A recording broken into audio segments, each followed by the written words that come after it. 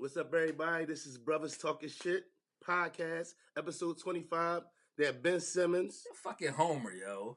that Mark Price. Okay, I can do. That was a real quick 25. Who was 25? Yeah, you're like Mark Price. The Lock's been around for 25 years. Hey, 20 years. 20 years of the Locks, baby. Well, it's like 25 years. Okay. If you notice, we got a few visitors, so let's get the intros out the way. I am the Flesh Man, better known as the Fat Boy, also known as the man who will call you broadish, all capital letters. Oh yeah, and I'm your Huckleberry. Also, I am the guy who always fucking shit up throughout the podcast. So, just so you know. And I am Rel, aka Iceberg Shorty, aka the king of controversial comments. I said what I said. Don't at me unless you cut in the check. And also, Mr. I don't give a fuck, all capital letters. What's up, brother?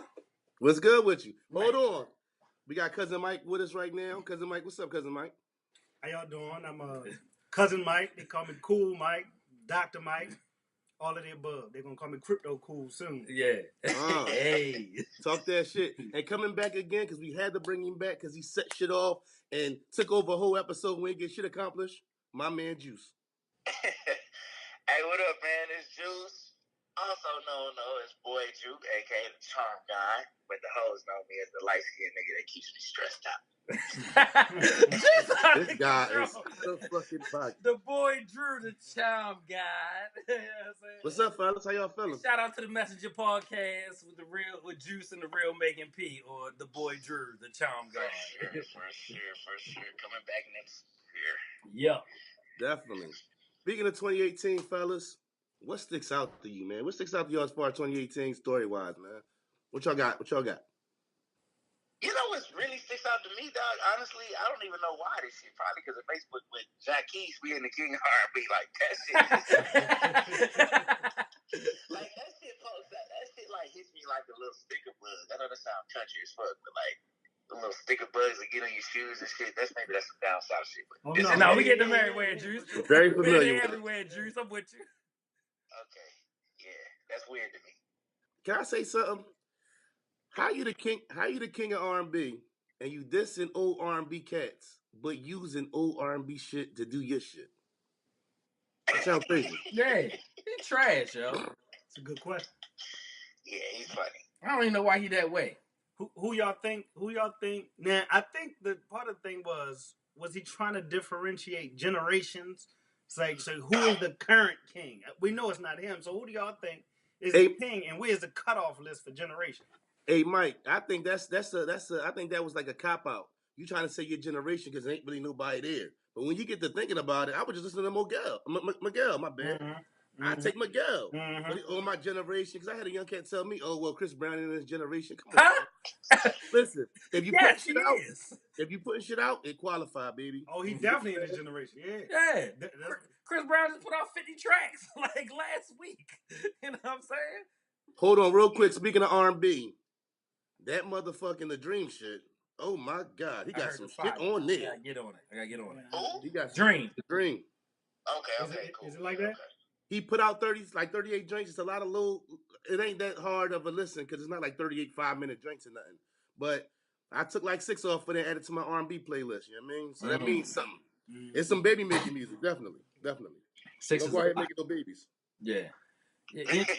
For me, man, you know, like what stood out to me was Meek had a monster year, right? You know what I'm saying? You got them flying up there in the helicopter coming to get you.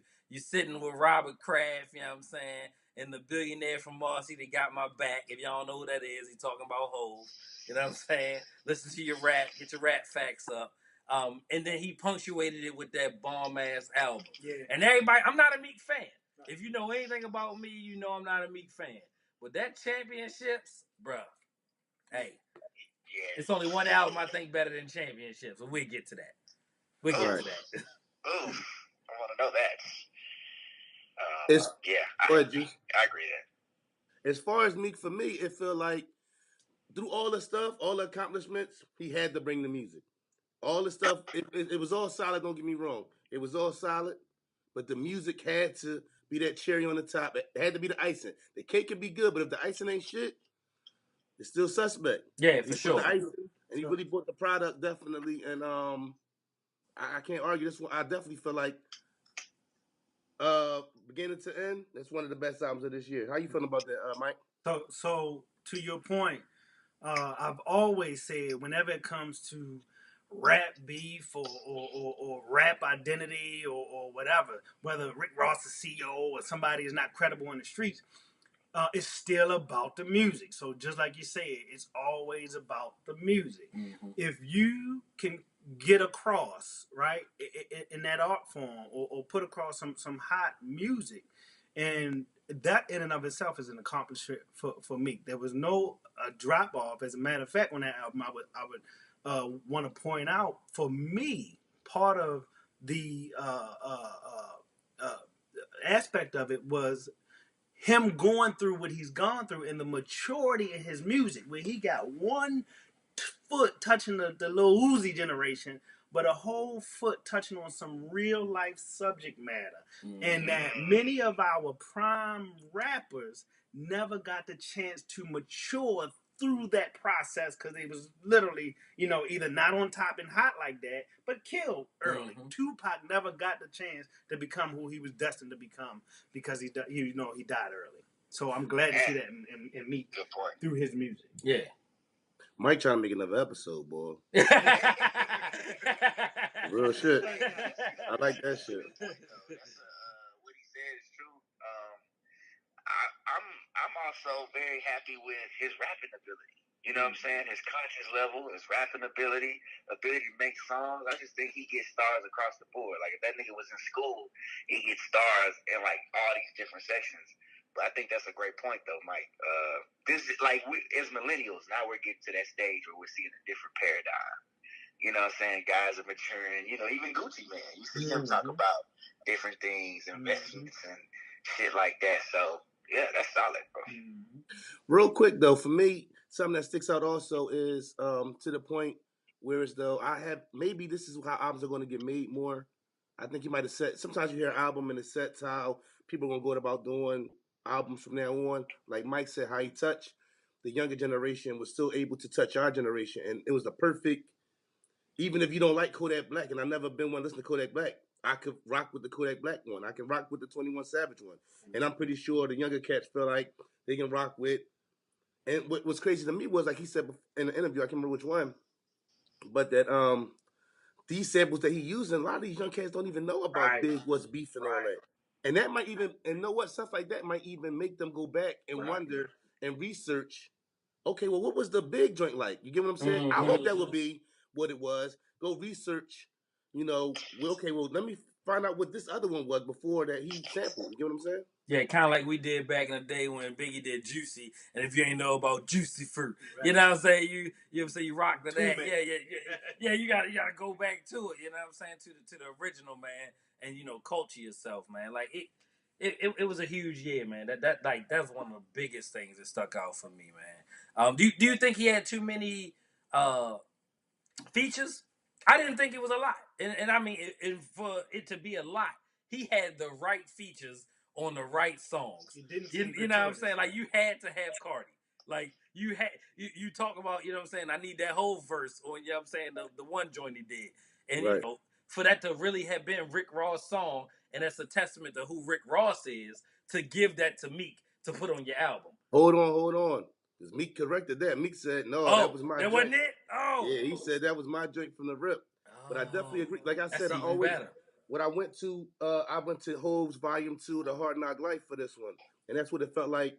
Jay's biggest selling record of all time was The Hard Knock Life. And I think that's kind of when he made the turn into that next level as far as Jay. I feel like that for Meek. And I feel like the song that's by itself is fire. It's not like the song that's by itself is garbage. So if you got the features and you got the songs, my favorite song on there still is Trauma. And that's something by itself. Woo. That intro growing on me too. Like, the visuals he's putting out too is crazy too. You got to get the visuals he's putting out. I'm really fucking with too, and I really feel like that adds something to it because that visual for that intro made me, oh, hold on. And he said some shit on there. And that Duce line on the Fab joint. That next bar where he say that's the only way I double cross. Oh. Because Deuce got the double Yeah, cross. Deuce with the double cross on the bottom. That bar. I mean, that's fab though. That make that bar so much crazier. He said, if I do say it's a bottle of brown, it's a glass of the brown, and then he say something about the double cross, which is the double cross on the Deuce bottle. I just thought I'd throw that out there. Man. Yeah. Are you just listening to music or are you skimming through it? Yeah. You learn something every day. If you really listening to rap, I feel like it's bars to this day. It's songs I listen to this day that I listen to 100 times, and I'll still catch a bar. I'm like, you know what? I didn't even peep he was saying this stuff. It's funny. We were just talking about that at breakfast this morning. Like, I don't even understand how you don't like hip hop from an art standpoint, you know what I'm saying, a rhythmic standpoint, a cultural standpoint. I don't understand how you don't like it. It's weird. You know what I'm saying? Like, I don't get it. How you feeling about it, Mike? What you thinking? My belief is, and I'm strong in this belief. You know, you go to school and all that stuff, right? Especially like high school, and you have to take English throughout, right? So you learn whatever it is you learn, whether it's you learn certain structure, you're supposed to. You learn how to write. You take that part in that section where they go over poetry. There's certain writers that we had to read. People know Shakespeare's name for whatever reason, whether you got them or you didn't, right? Certain books we had to write. My belief is that when you talk about the art of it all, right? The art form, that certain artists, the best ones, obviously, can go down as some of the best poets in history. That if you take the raps and put it on paper, the structures are these things that I don't know anymore from English class. They are structured a certain way. They say Rakim was natural at bridging that gap because however the words and how they fit is just like somebody sculpting, you know, a puzzle, painting a picture. This is where that analogy draws. So my belief is I don't know a genre really that's even doing it like that, especially at the volume. They took the battery pack of the Hustler and put it in, merged it with artistry, and you get, again, you know, Jay-Z, Tupac, these catalogs that are crazy. You know? What you thinking, Juice? That's a good ass fucking point. Like, people don't understand this, man, you know, especially from working in music so long and seeing people go in the studio and craft records and make records. Guys that's really good and that they don't make it. Like, they just make it locally. Like, people don't understand how hard it is to even make records. Like, even the process, the creative process, everything, you know. So, to be able, you look at, like, your great artists, like, even like Jimi Hendrix, you know what I'm saying? Or let's talk about the Beatles. You know, they made a lot of music, but maybe let's say 5 records, 6 records they could put out in their career. Look at Jay-Z. Look how many records he's put out. Right. Of music, songs. Then people got to come in and write choruses too. Like, so we really got to respect it on another level that we, you know, and I think the more as the white community accepts it, the more they say, hey, this is cool, then it gives us some validation. Because, you know, when niggas doing this, like, that's nigga shit. But it's actually genius, man, on a whole nother level. That's just hard. Right. For me, something that sticks out, that's what I enjoy about rap music. And that's the problem I kind of have understanding how, and I'm not going to dog them and jump into the bag too much, but how music now, as far as rap music, and some of these guys putting out, and it's like, okay, what gets you excited? I could even, you know, everybody know I used to write. I mean, ain't nothing like writing a bar, writing a verse, and somebody listening to your recording and they catching what you're saying. Oh shit, you heard what he said? He said that right there for me is just like, oh my God, like I really be really wanting to ask Big, like, what were you thinking when you wrote that? You know what I'm saying? I'm just like I just gotta know. It excites me. I need to know. I need to understand where your mind frame was at. Like, what made you write that?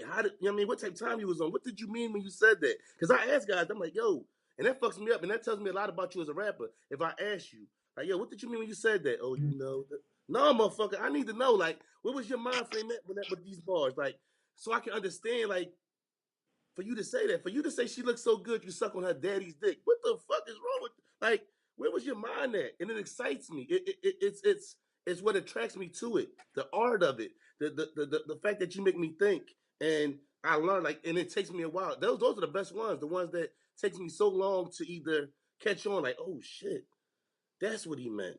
Like when I found out when Faith said that she was actually pregnant with twins, she was actually pregnant with twins. And I think little Chris ate like you know how the sometimes when it's twins the baby can eat the Eat the other baby, yeah. that's an even larger extent to that bar of if Faith have twins, she probably had two Two pops. pox. You get what I'm saying? Get it? 2 pop. Right. Yeah. But can I say matter of fact, I'm gonna let Mike go. Mike, what this year, what story this year intrigued you this year? It's hard to say because it's almost like a just from a whole different level. This year, I spent a lot of time kind of shying away from stories, so to speak. So you know, if I can just explain on that, like I used to be a political, you know, watching CNN, you know, watching whatever, right? Right.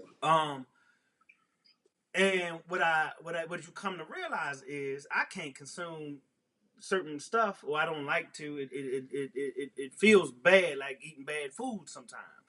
So I spent a lot of you know the whole political landscape really, I think, as one big story as far as it being turned into, you know, kind of WWE-ish, so to speak. Right. And something that Nori used to bring up, how just that landscape, being able to say what you you know, whatever it is you want to say, you know, is crazy, and that might be what it becomes.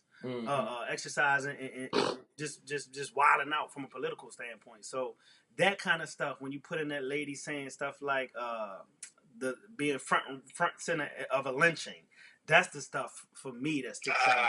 You know, more, you know, collectively than anything else in that space. The theater of politics, and then being able to say that is like, yo, you know what I mean? Like, you know, that's they playing on a whole different, right. It's a whole different game. Yeah, right in front of your face. Yeah, but the president has brought that into, you know what I'm saying, the realm. Like, this motherfucker got elected on saying what you want to say. Yeah. So I'm up next, right? So that's why you have the space that we're in right now with people walking around here thinking they can say and they do what they want. You know what I'm saying? Is Trump and 6ix9ine, are they like the same guy? Oh, 100%. Yes. 100%. Yeah. He prefers to be called Daniel right now. Yeah. Who, Trump? No. Her name, I mean... Oh, 6ix9ine? 6ix9ine. Oh, you Daniel now. Call him Daniel. They are. Mama named him Daniel, I'm going to call him Daniel. Yeah. He going to put his kufi on in a minute. They are like the same, man. Real quick point. Before Trump became President Trump, right? Like, Trump, the reality TV show star, is a good character. What's good when somebody be like, you're fired, right? Right. That was a whole thing for a reason. That's actually hard to do. It's hard to troll and become something. It ain't as easy as 6ix9ine made it out to be. You know what I'm saying? Right. It's a lot of people that would have took the route of 6ix9ine if it was just that easy to troll your way to the top. But like, the problem is that he really the president and he be trolling. Like, you know, 6ix9ine doing it in a space of hip hop. I actually was bothered by that too, because I thought 6ix9ine was more of a plant almost to kind of you know troll. I'm you know to mix it up like that, and especially with the imagery he was coming out with and all of that stuff. So to speak to the larger point, look at me, they're the same person. Can we see that happening more in 2019? Do you see more of somebody trying to, or people trying to be a 6ix9ine in 2019? Go ahead, Juice. I mean, you already really seeing it. You know, you seeing it already, and the cops is watching. You know, I don't know if y'all know about Maxo Cream. That's a cat that's, you know, really, he's going more national, but he's from Houston. He had a bunch of Crips and a bunch of Bloods in his video with guns. Well, the cops looking at this shit, they said, hold on, dog, like, these are illegal guns. And I know these niggas felons. So they get called out. They got called out. You know what I'm saying? Investigated and everything. And they made like 25 arrests. So it's like, you know, it's happening whether you are Tekashi or not. You know, we expose. I'm glad Mike said that. You know, like getting away from that information, because I was like that too. I mean, from everything from, you know, controversial stuff to conscious. I'm a real conscious head, you know what I'm saying? Black consciousness. So like Umar Johnson, and, you know what I'm saying? Sarah said, like all that shit. Watching that, and it's like it becomes an overload. Mm-hmm. It becomes an overload. So you really want to just get away from it. But we spend so much time on Facebook, Instagram, our stories out there. Like the government don't have to bug you no more. You telling it. Yeah. Right. You telling Right. everything. Absolutely. I Right. stopped posting. Right. And people would ever know, like a lot of things. I haven't really posted anything since probably like August, maybe July. And you know, like, you know, I was telling my cousin Carnitra, I was like, yo, I was in Japan, you know what I'm saying, or whatever. They said, oh, I didn't know. I was like, you're right, I didn't say nothing.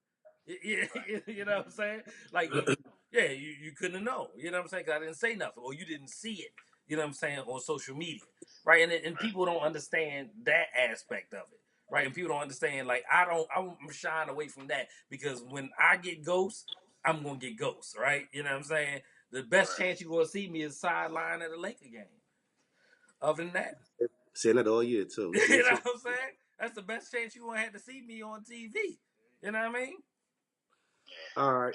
I'm gonna go into my 20. When I'm shocked, what the story that stuck out to me in 2018, and that was I'm really shocked that Bill Cosby actually went to jail. I mean, we had all the accusations.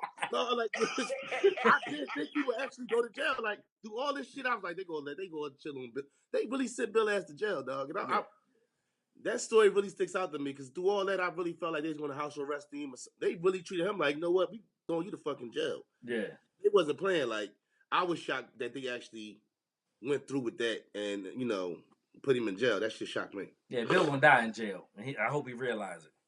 They not letting him out. You can't fuck no white women, dog. You know what I'm saying? You know what I'm saying? In 2019? In 2019? The boy out of one thing, leave me alone, Becky. Right. Right. He got it there. You cannot fuck white women and the white man not make an example out of you to the world. So they took essentially the most powerful man or the biggest icon in the black community. And they showed you if you fuck like white women like that, well, this is what we can't. This is what we want to do. Like you're not the same. You know, that's how I look at it. There's a subconscious message to that shit. But to me, Bill always felt like a higher, like, that's the guy you look to. So it wasn't even like Bill was one of us. It always felt like Bill was on a pedestal. So it's like, damn. Yeah, Bill. but he was nasty on that pedestal. You know what I'm saying? Giving out Quaaludes, raping people. Right, that's what I'm saying. At a rate that is crazy. You know what I'm saying? Like more than zero. Right. Like some people rape one person and get away with it, but he was raping. He was raping. I can't support that. He was raping.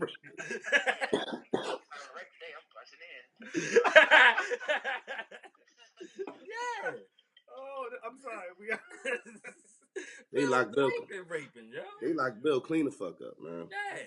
And then, you know what I'm saying, you sitting there pointing the finger for so many years. Right, and that's then, the thing. And then, you know what I'm saying, right. You know what they say. When you point one finger, three are pointed back at you. That's right. You know what I'm saying? You go back to the Eddie Murphy thing with him and Eddie, and he had a lot to say about a lot of people and what a lot of people was doing, man.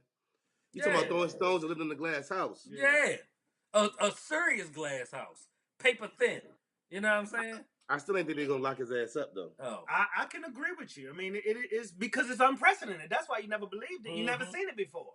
Right? You never seen it before. And so it's hard to take that position and not sound like you're a rape defender or apologist or something like I'm not defending whatever it is he did, or I'm not even here to state that position. But I am saying you've never seen it before. So you're not crazy to say, I never thought I'd see somebody with that much money get thrown under the bus for something that seemed old. He was trying to buy NBC, right? Was it NBC? Right. So not only was you raping white women, you want to take over our shit too? Yeah, that the nerve of this motherfucker. Yeah. No, they said the nerve of this nigga. Don't get it twisted. Right. The nerve of this nigga. Right. And I don't even like using on the podcast. You know what I'm saying? But still, that's what they say. Right, definitely. No, not one. When you talk about stars, right? I don't think it's a coincidence that we don't have a line of retired, living, black, especially male, superstars that kind of made it out the entertainment business and were allowed to sunset retire. Name them. You right. Maybe Harry Belafonte. Sydney. Maybe. Well, what's the name ain't retired yet? They just got they got what's the name this year, didn't they? What's my man Morgan Freeman on some shit? Right. Oh, We talking about one hand. Right. Even if you say Sydney, even Right. if you say what you say Harry Harry Belafonte, Belafonte, then yeah. you start you Run out of get shit. short. Yeah. Taxes But listen. or women or transgenders or Yeah. deaf. Let me ask you this though. Can it be? Why wasn't he looked at like he was crazy? You get what I'm saying? Because let's keep it real. Especially at that time, Bill Cosby could have had a lot of women, any woman he want, without doing that. So the fact that he felt the need to incorporate that, it wasn't no type of 302 or saying is something mentally wrong with him. That wasn't never an option in the whole Hey, scenario. look, man. Look. There you go, it's Juice. crazy as fuck. Just like it's no different than a serial killer. That don't mean that nigga should be locked up. Like, I definitely think that what he did as a crime, he should be locked up for it. However, you know, they're not gonna look at that. Any crime to that magnitude, you're not gonna get insanity for. However, yes, you gotta be insane. Like, that's damn near like you For you to for you to want to stop and I want my woman active. I don't want right. I'm sorry. like, you know what I'm saying? For you to stop and say, no, she's too active. You know what I'm saying? Like, it's not funny. It ain't, but it's true. Like, real shit. Like, I don't like a woman too drunk. Like, if you too drunk, that's not that shit. Right. I'm cool. It's unattractive. It ain't working. Right. Yeah. That's what normal people do. Yeah. It's not normal to because I'm pretty sure he could have had it popping without the pills. So you again to your point, who was it? Jamie Sharper, NFL football player, was in the NFL Network. Right. You know what I'm saying? Not a bad looking brother, right? No, it was Darren. It was Darren. Darren Sharp. Right. Sorry, Jamie. Right. That's your brother, though. That's your brother. You gotta deal with that shit, cuz. Get it related, right? But like, Mike fucking up. But my bad. you wouldn't think, cause I know that how hard that can be to just even put it out there, but you wouldn't think somebody active NFL player or NFL player, I guess it was happening. You know what I mean? All of the tangibles, so to speak. So something gotta be wrong with you, right? To want it or have it or try to get it in a manner that renders the person what's the name helpless or. But they had like a rape syndicate and conglomerate. Like, it was a group of them that was raping. Like, they was like, all right, you bring 3 to the city and you rape them first, and I go first. The next city we go in, they was multi-state rapists. Like, crazy. That shit is crazy. Go ahead, Juice. One thing real quick. Yes, sir. To answer this, here's what it really is, dog. Man, you can't sell swag in the store. Like, that shit, like, God gotta give you that shit on production day. Like, when you come in, you got it or you don't. Production day, I like that. You can say a cat looks handsome. You know, he's a good-looking guy. He got money. He's muscular.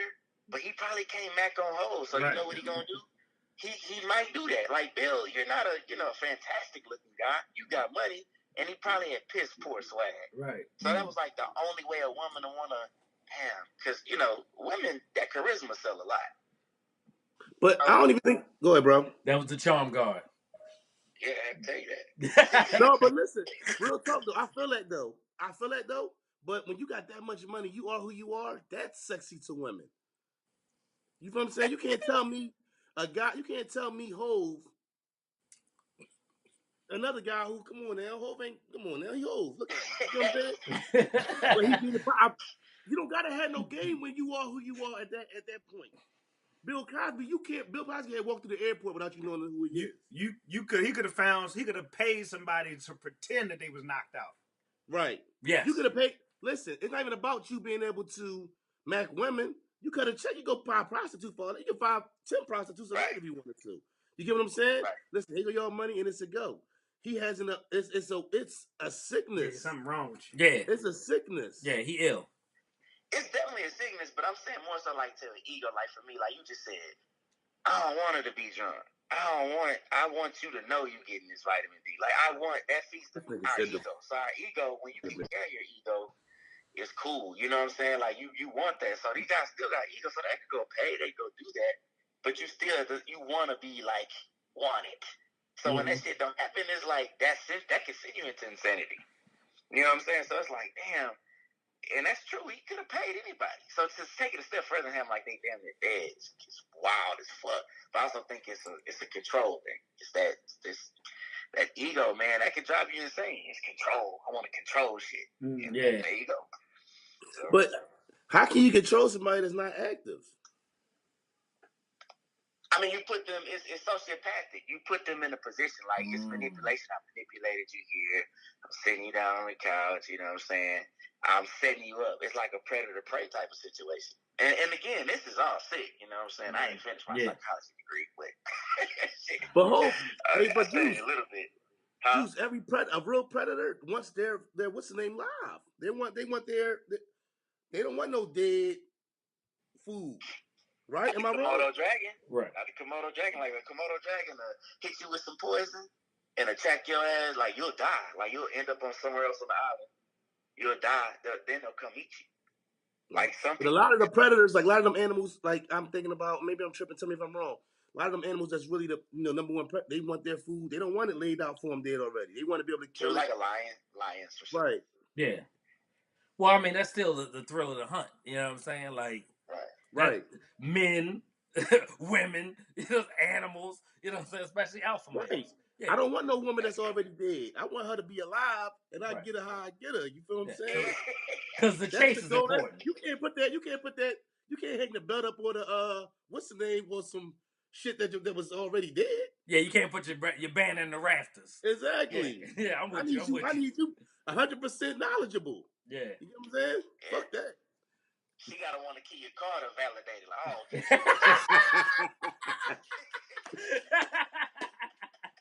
Shit just got real.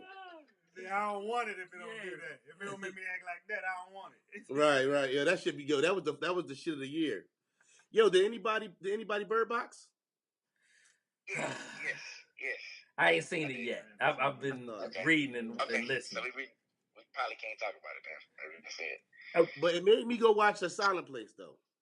Okay, I didn't watch A Silent Place either. A Quiet Place. A Quiet Place. Yeah, I know. Yeah, same thing. I want to watch that though. That's a movie. Yeah. Quiet Place is a movie. It's like the same. It's a little different, but it's kind of some. Yeah, we've been traveling since the whole Bird Box thing. Listen, I saw it pop off on my timeline, but I didn't get a chance to watch that shit going crazy though, ain't it? It's only going crazy because I seen black memes. I think we pushed the needle at everything. Yeah, we pushed the needle and everything. Yeah.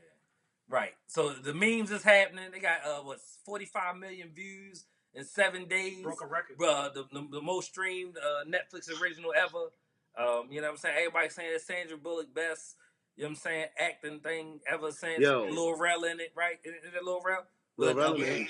Okay, I thought Lil Rel was in it. She ain't tripping that motherfucker though. Yo, the way y'all gotta watch it. Yeah, we gonna check it. We gonna check it. Yeah. I definitely feel like, I mean, listen, for Netflix it's a big thing because either you hate because it's really a I hated it or I loved it thing. There ain't no in between on it. Okay. You seen it, right, Juice? Yeah, I saw it. How you feel about it?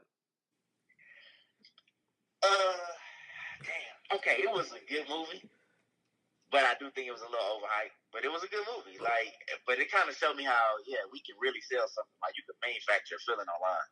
Because like first my wife wanted to see, she's like, oh my god, and then I walked in on her watching this shit. She's like, so amazing. I'm like, well, damn, I seen her there, seen her looking amazed. Maybe I feel the same way. I didn't. It was a good movie. I think, and now Sandra Bullock, I think that was a great performance for her too.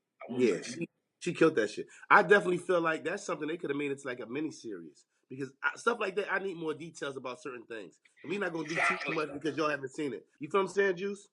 Yes, I do. I need more details. So to try to fit that, that's like trying to do the New Edition movie in 2 hours. You see how they made the 3-night event? Mm-hmm. You gotta really. They could have made that a mini series. I'm not saying making seasons and nothing or Walking the Dead, but they could have been more. I need more. I need to know more. I'm a movie guy, so I need to know what the fuck is going on and why and where it come from. There's a lot of shit like that in both of those movies, whether it's that one or the Quiet Place. They don't say where they came from or what's going on. It's just in the mix, kind of. You know what's good. What I appreciate just about even being alive at this time, right? Like a smaller, bigger point. They could flex and make it a mini series just the way that TV is now. You know, in general, tomorrow, and I guarantee you, you break something gonna come out of this, a part 2 or It's too extended popping, part, right. or something gonna happen. Yeah. And I appreciate that about just technology and how we consume Right. stuff. You know what I mean? Because they turned The Purge into a miniseries. They did really well.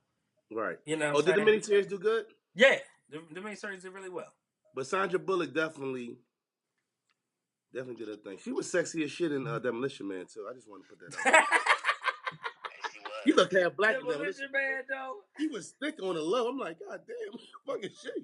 Hey, she got a little something about her, man. That's why I'm like, yeah, I can see why old buddy wanted to pop it up. Who, the black boy? The black boy definitely was on it. Yeah. Listen. Yeah. Hold on. Listen, real quick. Hey, Juice, real quick though. You can't tell me the black boy popped before she had that baby though. You can't tell me. Now y'all gonna make me watch it tonight. Black boy trying to get some of that pregnant coochie. Black boy trying to get some of that pregnant coochie. He ain't waiting that long. Look at him here, though. What you doing, bro? He trying to get some of that pregnant coochie. He heard how I go. Oh shit! I hope I don't get in trouble for that one. That shit might have got me in trouble. She ain't caught up anyway. She's still on episode 20. She ain't caught up anyway. Yeah. All right, what's on your mind, man? Going into let's get some New Year's resolutions going, man. What y'all looking to change going into 2019, man? I say 2019 is about grinding, man. Like I got a couple projects I'm working on, and I just want to be focused. I'm gonna read more too. I'm gonna read like books, like not online stuff, like books. Just be more knowledgeable about everything. Well, no matter what it is. I just say stick to the plan, man. Get some goals accomplished. As far as like music and things I want to do. So you still in the music game, heavy? You still? How you feeling about music? And where you see yourself? Where you feel as though your place is in the music game? As for me, man, you know, like being in Houston has some notable things. You know, it's known for stuff. There's guys coming out here all the time. Out of the city that's popping, but there's really still not just an industry here the way it should be now, like in Atlanta at least. So I want to be a part of making the infrastructure tight. You know, making all the infrastructure for the industry to just be here. That way, a lot of people don't have to leave. You know, just make it another landmark for music. Right. The way it's becoming. So, yeah. All right. I really feel like I wish I could. I know I could still write, but I don't feel like the way I write is even will work right now. And how things is like being in music. I gave up on music in 2006, and it's not that I don't love it because I still love it to death. But I just really felt like for me, musically, it wasn't going to work. You get what I'm saying? I never had the ability. We never had the ability to just put 100% of our lives into music. Anybody who's that lucky who could just wake up in the morning and just rap, do it. Yeah. Right. Like, I wish I had that opportunity, but my life wasn't set up that way. You get what I'm saying? Like I love music regardless. So I lived through. I wish it was a young boy I knew who wrote, and I could just help him or give me pointers. Because that was the dope shit to me. That was my accomplishment, is to be able to write something for a female and it still come across as a female. To me, that was doper than any shit I ever wrote. It's for me to write some shit for her and you think it was from her. You feel what I'm saying? So I don't want to do that. But I feel like the music game is dead for somebody like me, man. What you think about, Mike, as far as 2019? What you going into it goal wise? So, as far as for me, man, it's always been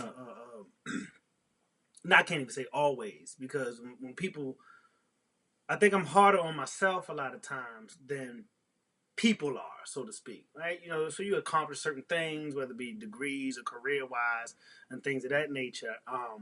And for me, going into a pivot where it goes from just being something to ownership and execution of that and that kind of thing. So 2019, man, just looking forward to executing a lot of and seeing through to completion a lot of the goals and dreams and plans that we have, and just kind of continuing to foster relationships and things like this. Brothers talking shit. You know what I mean? Chopping it up about things of all aspects, and I just think that'll help myself grow, almost like accountability partners. So just asking a question, what's your goals for 19 forces me, forces you to think and talk about them. So just all of that. Definitely. Me going into 2019, health, man. I'm not no small guy. I'm light on my feet still. Don't get it fucked up. But I'm not no small guy. I want to make sure I'm here for a long time. I want to make sure I'm here to not only see my grandkids, but to play with my grandkids, to be active. I see guys with 40 years old, 50 years old on canes and stuff, and I'm not trying to be that. And also, I'm just trying to be a better Hanif flesh man or whatever. As far as a dad, as far as a mate, as far as a son, every day just being better. I know the way I think and the way I can be sometimes isn't always right. I know I got a lot more growing to do. Have I grown? Yes, definitely. But I don't want to be satisfied in that. I also I want the world to hear an episode like this. You feel what I'm saying? I've been lazy. I haven't put up the snippets I should have been putting up and stuff like that. I wasn't going to say something, but since you brought it up, you're right. Right. And I know I need to get on that because I feel like, listen, man, I used to say, even with rapping, and Juice, I don't even know if you remember, I used to say this when we used to rap, and we used to always I said, we one drug dealer trying to clean his money up away from being something. That's all we needed was the right person to hear it for us to not even be, we might still be doing this podcast, but we'd be a lot more luxurious in life. You get what I'm saying? We had the talent. It's just the right person ain't hear it. And I just feel like this about the podcast. It hasn't come across the right hands yet. The right ears haven't heard it yet. But when it do, we got something beautiful. And when I say we, I'm not just talking about me and Iceberg. I'm talking about Mike, talking about Juice. I'm talking about the people who on Tuesday morning listen, and the people who on Monday night when he put it out Monday night listen. There's people who be Tuesday morning I wake up, I ain't heard it yet, and I'm hearing about it. You get what I'm saying? So it's for that. And like I said, and my promise is this, because right now the numbers is low, maybe because it's the holiday. If it's 40 people that listen every week, we gonna do this every week. So Mike, get ready. Juice, get ready, because we gonna keep this shit moving. But this is it. This is our baby, and this is I it's a lot of work. Well, this week I ain't putting no work into this shit. We just really doing this, but it's a lot of work put in. A lot of time away from the fam. I ain't gonna say a lot of time. Like I feel like I'm really doing something. A lot of time. Look at me trying to sound important. Yeah, man, it's hours. I'm not with the fucking family watching movies. I'm lying, but I feel like we got something beautiful, and I'm glad to have two more brothers involved. Giving out another aspect of things, and we gonna keep it moving. In 2019, it's about expanding and being bigger. How you feeling, bro? Tell me what you thinking. I'm real quick, man. Oh, I was long? No, I'm just saying for me. I'm just saying. No, nah, you good, man. Do you think? My drink getting low, so you know what kind of evening I'm having. Erie Ave, honey whiskey. Nah, I'm on some E&J vanilla right now. Oh, you shining right now. That's small, you know what I mean? My family, my health, I'm glad you touched on that. I probably could stand to lose, a good 25, 30 pounds to get back light on my feet for real. This podcast is important to me. My crypto investments are important to me. If you got questions, ask me. I'm telling everybody in the world. I'm heavily invested in crypto. We do a lot of great things. A lot of stuff is happening. If you don't know what's happening in the world, regulation is coming. People are expanding. Your typical names, your Fidelities, T. Rowe Price, Charles Schwab, NASDAQ, they're all coming into the crypto space. So like I said, if one day you turn around and we all in the studio on a beach somewhere, then you already know. You know what I'm saying? It would happen. And it happened. Yeah, and my career, I don't know where it's going to take me right now. You know what I'm saying? I love UT. I love what I'm doing. And in my business, VA Claims Insider, where I'm helping veterans, you know what I'm saying, with their VA claims. Outside of that, I don't have much time for anything else. So I tell people, I haven't watched Bird Box because I'm here in North Carolina with my family, right? It's something I don't get to do on a constant basis because I live in the middle of the world, you know what I'm saying? Or the middle of the country. And my closest family is my aunt. And then outside of that, you know what I'm saying? My friends T, shout out to them, my people at work, and then Juice, you know what I'm saying? Who still lives, you know what I'm saying? 2.5, 3 hours away, you know what I'm saying? But nonetheless, we can't go another 15 years without seeing each other when we right up the road. You know what I'm saying? I gotta get out there too. Yeah, you got. Yeah, we gotta plan that. We gotta plan that out for sure. Gotta get out there. But I mean, that's what I really got prepped for 2019. I've been working towards that since the end of summer and trying to see my way past some different circumstances and make a better way for a lot of people that I love. That's all. I tell people it ain't fun to get rich unless you're doing it with your family and your friends. It's corny outside of that. You know what I mean? All right, let me ask y'all this: what y'all looking forward to outside of us, and what's going on in the world? 2019? Who you looking at to see what kind of year they gonna have? How they gonna start their 2019? Going into the new year, who you feel like you watching to see what moves is going to be made as far as them in 2019? Let me go first. Say somebody. I told you narrating, dog. You know what I'm saying? I got two people. My bad. I got two people. I told you I'm setting it up. I got two people. I'm really interested in seeing what Joe Budden's going to do. Okay. This year, listen. I've always liked Joe Budden's music. I never really listened to the podcast when he was on the show. What was the show before the show he got now? Everyday Struggle. Everyday Struggle. My brother used to talk about it all the time. I never listened. I always had mentally I had a judgment on Joe that he was a hater. But I love Joe.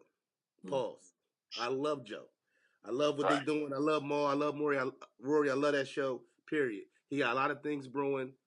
I want to see him. I want to see as far as even like guys that came out in our time doing other things besides rap music. Styles P had a big year this year. He put out like 4 EPs. He got a couple of podcasts coming out. Nori. I want to see those guys who, are guys, do other things. I'm interested in seeing what else happened for them. Also, Michelle Obama, man. She got this book came out. I think it's gonna be a big 2019 for her. I don't think she gonna run for president or anything like that. But I think she got a lot of things brewing. She stands alone. Like it's to the point now where when you see her, I don't think about the ex-first lady. I just think about her. I don't think about Barack. So I feel like she's gonna have, a big, she's doing big things. I'm interested in seeing what her 2019 look like. Mm-hmm. Juice? Yeah, for me, man, I'm looking at this political thing.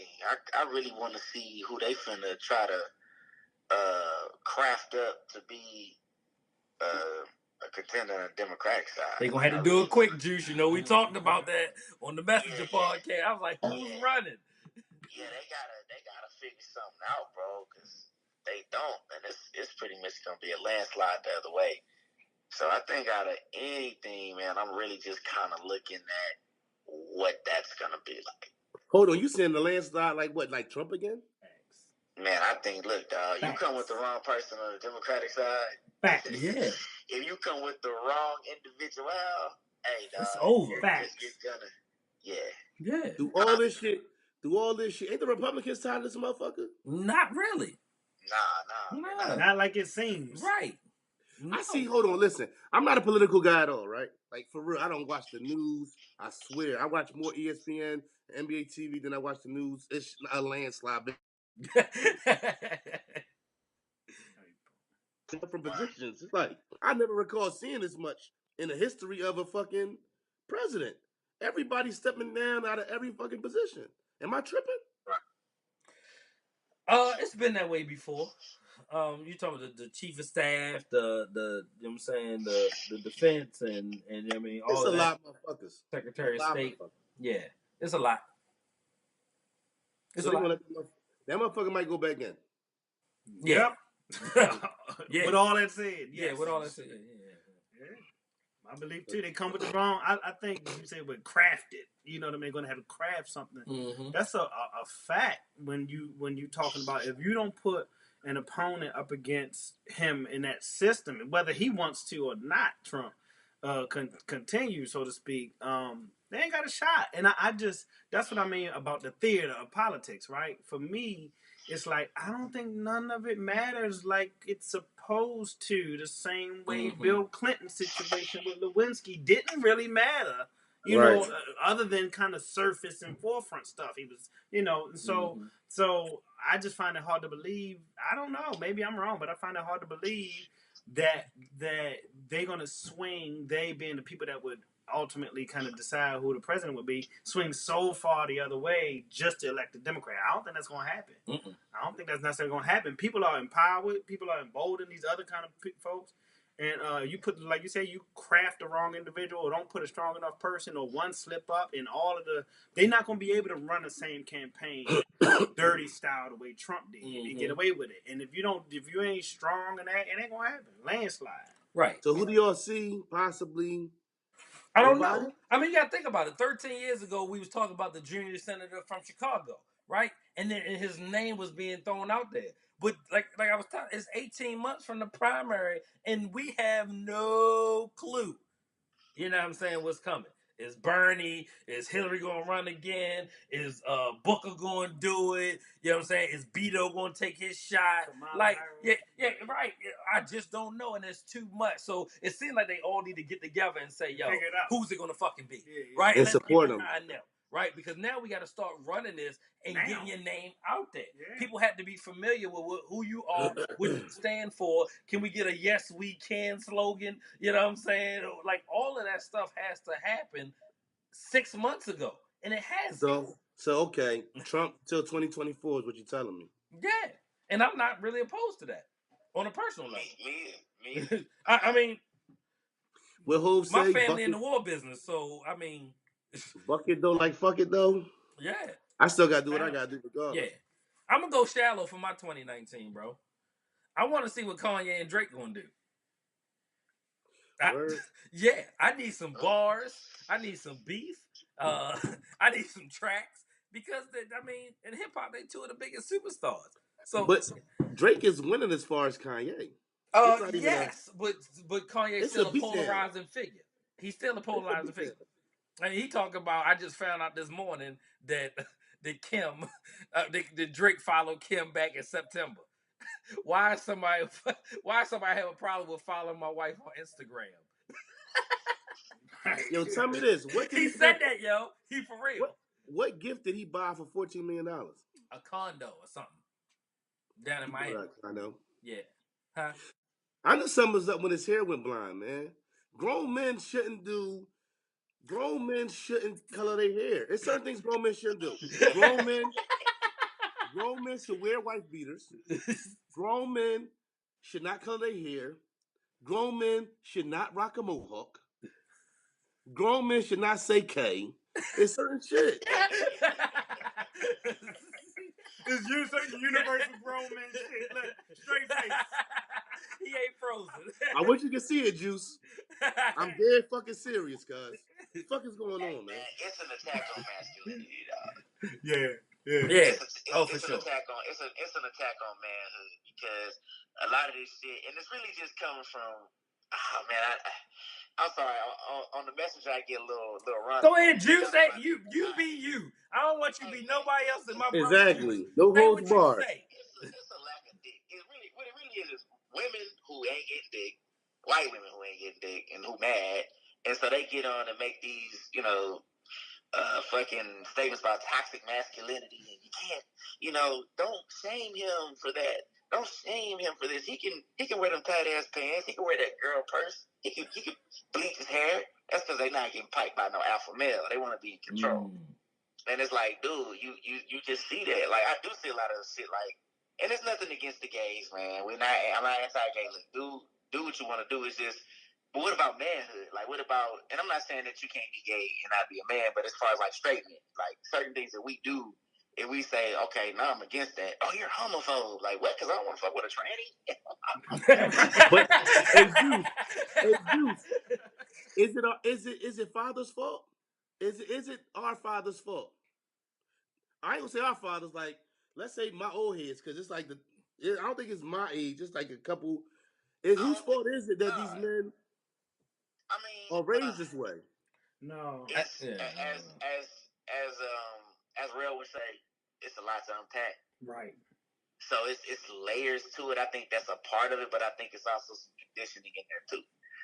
Cause like a lot of niggas, they'll say whatever just to be around a woman. You got like that Derrick Jackson dude. Like he's one of those guys. Like I'm just gonna say something sassy because women, black women especially, love being around gay men. So a dude that's like he resembles that and agrees with everything you say. You got a lot of cats out here just trying to get some cat. They do the same thing. Mm-hmm. So some of this is that too. It's like conditioning, like let me be softer or let me be a beta male, Right. you know, just to appeal. Right. Mhm. And All right. Go ahead, Mike. No, I'm sorry. But I think like you said, that's real layered, and it's probably a subject that could be tackled in a podcast episode in and of itself. When you talk Right. about the masculinity question or the lack thereof, you're talking about purposefully taking alphas out of the home. Right now, you're talking about let's go back to purposefully stringing the alpha up. You understand, and castrating him in front of everybody else. You understand? You know, you talking about a lineage of that, and I think it is a layered and deeper thing as to why all the even the stars on there, the wig wearers and the I'm acting like the home girl and the girlfriend. They went on Instagram. It just it just kind of is the nature of it all, and we are complicit, especially black females, in consuming that a lot. So that kind of is what it is. I don't think that make you homophobic, pointing out the truth. All right, real quick though, right? I'm from a home with just a mother. You know what I'm saying? My dad wasn't around. It's some blame that gotta be. It's too many black women acting like my son is my MCM and shit. Like, end of the day, first of all, you act like these boys run around here thinking they men and they not really men. They're not doing things that men should do. As a young, I'm one of them kids who didn't have a childhood. My childhood was when I was 19 and the Navy cut me a check and I was able to buy shit for myself. You get what I'm saying? So that was my childhood for me. I don't know how I was at 9 years old. My mom was 17 when she had me. I've seen so many things at a young age. I didn't know how to be a kid. You get what I'm saying? I always say this, like real talk, and I swear on everything I love. What made me a man was seeing my homies go through shit and me living through shit and listening to the Locks. I swear to God. Rap music told me, as a man, you don't do this. Never fucking Stay cool. I'm just saying that's real shit though. And not even just him. Big, you learn how to be a man through what you heard. Right. And seeing shit. My dad wasn't there to tell me, Hanif, you should do this. Hanif, as a man, you should do that. I had to learn myself. The shit I do naturally, I wake up and do. Ain't nobody teach me that shit. You get what I'm saying? The difference is now, my mom was 100% hard on me. Fuck all that crying shit. Get the fuck up. Shake that shit off. Oh, my baby. Oh. All I need is the love of my son. What the fuck? He not no man. Like, what kind of shit is that? These black women out here is acting like they kids is their boyfriends and shit. That shit got to be addressed too. For as long as we've been in America, they've been taking black men out of homes. That shit been going on. This ain't no new development. Right. It's about how these women is raising their men. These they playing with dolls and shit like that too. You get what I'm saying? Hey, can I throw this out there? It's gonna sound kind of fucked up, but hey, you can't tell this nigga ain't a shit daddy before you fuck him. Like that's right. Right.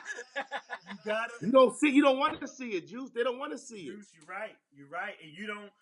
When you start talking like that, you don't want to sound like it's a bash thing, but you have to get some fault for choosing wrong. You chose wrong. Right? And the selection wrong. And it's not, that's just a scenario where you got to be more selective. As a female, if you laying down unprotected with somebody that's in and out or whatever, and then you expect them to be something other than what you lay down with. Right. And they're infatuated with the other things that are going on. The money, you know what I'm saying? Right? You're enamored by all the other things that are happening outside of somebody not being present and not being shit, right? You know what I'm saying? I come from a family where a lot of fathers are around, right? My Uncle Mike, you know what I'm saying, is Cool's father. And, you know what I'm saying, my dad is around. And, you know what I'm saying, you got Pop now, you know what I'm saying? So I never met Juice father. So I understand even in that the men who we've been around. You know what I'm saying? My uncle's here now, right? You know what I mean? And we're having men conversations, right? You know what I'm saying, with the other women in our lives. So I feel what you're saying as far as that, but as men, like I'm a man who now I have my father, but if you've been around me and my father are more friends than we are father and son. Yes. I say to my father, please believe me, I talk to my father like I talk to y'all. Happy birthday, Pop, by the way. Yes, happy belated.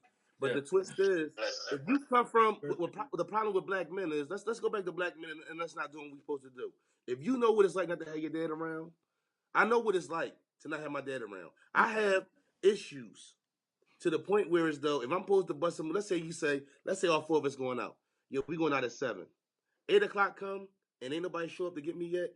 I'm not dressed anymore because I've sat there and waited for my dad to come and him not show up. I have a daughter who's 9 years old. It's to the point where as though I won't tell Bree we doing shit until the day of, and I know for a fact we doing it because I don't never want her to feel how I felt. And the problem is, as black men who haven't had our dads around, how can you go through that and know that feeling and yet and still continue that trend? Not break the cycle. Yeah. Right. Yeah. That got to be addressed. I think you spot on, Eve, and every time that subject matter comes up, I think you right in your lane. You speak from a place, and you could tell, like, you know what I mean. It's almost like I become a fan of how you talk a bit about that subject matter wise. You're right, man. Modeling and pattern of behavior and kind of what we see is important. So if you don't see that, you know what I mean, it can be a speak to a bigger problem. I shared a story, man, when you talk about rap lyrics and or artists and stuff raising or help saving you or help teaching you. That I get it. Just in general, because what else do you have? I had a homeboy and we went away, and this brother, maybe early 30s or whatever the case may be. Long story short, didn't have his dad. Not even on a ghost tip, but something happened early with some tragedy, and he grew up without a father. Right. We were on a business scenario, and we were getting dressed. This is a few years ago. And long story short, he had a suit jacket that didn't have the little things buttoned and it was all sewed up and things like that, right? So the tag hanging off, yo, you're supposed to cut and I said something to him. I said, you're supposed to cut that off your suit, right? Mm-hmm. So something as small as that, right, turned into it's a lot of stuff that I grew up as a man not knowing because I ain't have a dude to show me, tell me, or teach me, right? So literally, some rap and some hip hop becomes your study. You know what I mean? And it could be surface stuff. You know what I'm saying? But for me, you can almost take for granted your life experiences. For me, it just so happened. I almost feel like fortunate that my homeboys was the one that knew my father. He just was around. But guess what? My dad, we were talking about this today. My dad never knew his father. Never knew his father's family. Never had a picture of his father or his father's family. And he almost 70 years old. 68 years old. Right. So how don't you learn from that? That feeling, and I swear that feeling motivates me every day. And me and my lady talk about this all the time, and she be like, babe, you gotta let go. And I think me not letting go, don't get me wrong, I don't hold anything against my dad. But I gotta hold on. I know what it's like to not have lights for months. So I go hard all the time. My daughter don't know what it's like to have to worry about shit like that. Come home and wonder the lights is on. You get what I'm saying? That shit motivates me every day. My issues, I got issues. They just don't rise to the. You get what I'm We saying? all do. We all do. Right. Yeah. You get what I'm My saying? father ain't called me, and I'm an only child on my birthday. My birthday 3 weeks after his, 2.5. He ain't called me. My pop will message me on Instagram. He messaged me on Facebook. Call me. Nigga, you got my number. What are you talking about? You get what I'm saying? And listen, that's what I say to him. Nigga, you got my fucking number. Fuck is you talking about? You get what I'm saying? Now, the one thing I give my father is he's a great grandfather. You get what I'm saying? But when I was a kid, listen, I can't tie a tie right now. Keep it at the bean. I gotta go online and tie a tie. I got issues that don't surface because I've learned how to hide them well. You get what I'm saying? Right. But those things are crucial to a man. And I just don't ever want, I swear, man, it was one time, right? It was like last year. Juice, you still there, Juice? Yeah, I'm here. Yeah. All right, last year, I had moved into a house, right? And for some reason, there was a lot of things going on. I didn't have no electric, right? And it kind of happened in the midst of, like I had talked to Bria that morning. I told Bria I was coming to get her. So Bria in school thinking I'm gonna come and get her. The situation happened in between her being in school and her getting out of school. And I couldn't come get her because My lights wasn't on for some dumb shit because it was like it wasn't no shit of me. I ain't owed them no money or nothing. It was just some shit where though I wasn't gonna have electric for that night, so I couldn't come get her. It hurt me to my heart, and I cried because I knew she was in school waiting for me to come get her. She's waiting for that loudspeaker to come on and say, "Bria Wilkins Castle, come to the front office," and it never fucking happened. And that shit made me cry because I know what it's like to be sitting there waiting, and it's only one time. You know what I'm saying? But that shit right there hurt my fucking heart, dog. Like that I had to, that I knew what she was going through, and I felt like it was my fault, even though it wasn't. I had a hard time. I cried, knowing that she was sitting there waiting for that, and it never happened because I know that fucking feeling. So how can you, as a man, know what it's like and still give that to your child? So I'm sorry. Go ahead, Juice. Yeah, so I'm gonna say this too, man. To throw a couple things in, yo, man. First, and that's that we don't want to just get on the systems. We're not saying like we only get on the systems. We do need to hold black men accountable, bro. Like you need to know the repercussions of your actions. Even sex, like talk about sex more. You know what comes with that. And I think we definitely gotta hold men more accountable, as well as share stories like what you just, like we're becoming the old heads now. So we gotta reach back and tell those stories like, dog, you don't want somebody to feel like that. You know what I'm saying? You don't want to have a child out there feeling like that. And that's why I'm getting more conservative with, I think we gotta kind of go back to old school ways. Like, bro, if you don't even want to marry her, bro, maybe you shouldn't have a kid with her because you're gonna be stuck with her forever. Right. And that's a great point. So I'm gonna throw it out there just on the surface. How'd you learn to put on a condom? Mm-hmm. Nobody told me. It was luck of the draw. Honestly, it didn't feel right. It didn't feel right. Yes, I fucking raw. Like it didn't feel right. So I heard the fucking raw. You know what I'm saying? But then I bitch that we use condoms. You know what I'm saying? I didn't get, you know what I'm saying, her pregnant at that time. You know what I'm saying? But yeah, first time it didn't feel right, and I didn't know enough about it. No, I done went through the whole process and it ain't feel like now that I know how to do it. You know what side and with all that. But I done put the condom on backwards. So imagine if you were taught by your father.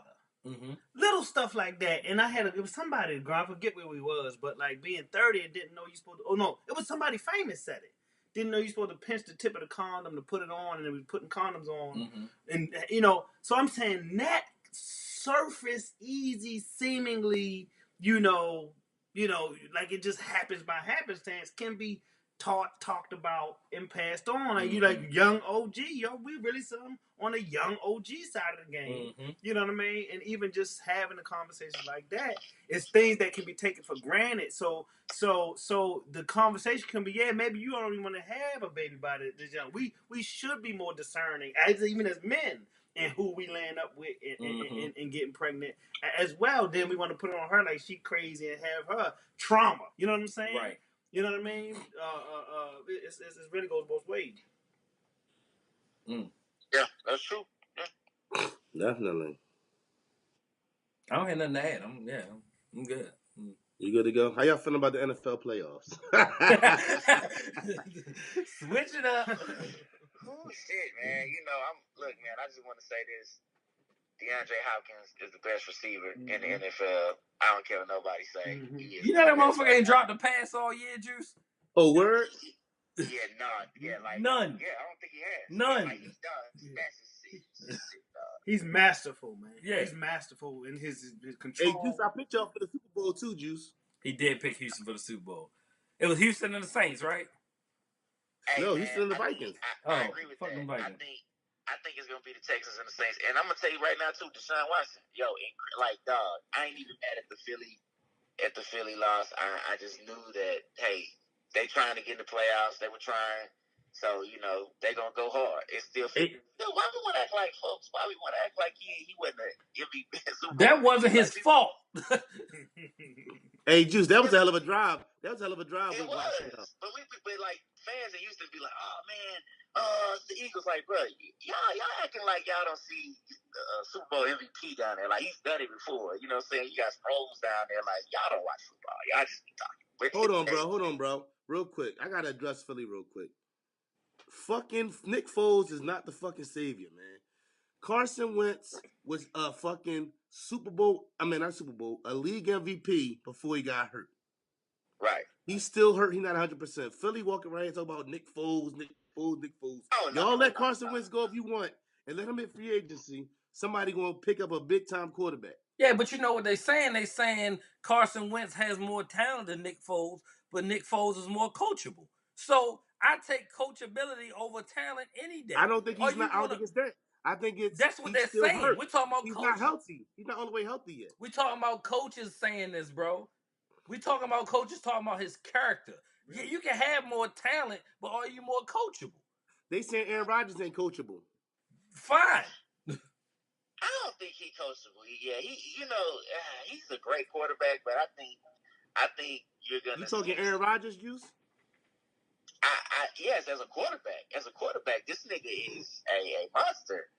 But I don't see a lot of rings in his future. I don't see a cohesive team in his future because dude's a dick. Like I don't think it ain't even him. He's not gonna win, bro. Like, but he's an amazing quarterback. I think it's. I don't think he won it like we think I don't think he won it like we think he should want it. I think it's NFL is more players on the field, so you got to put more talent around him. When you got LeBron James and there's 4 other players on the court, it's different than being Aaron Rodgers and there's 10 other players on the field. And then there's 11 other players on defense.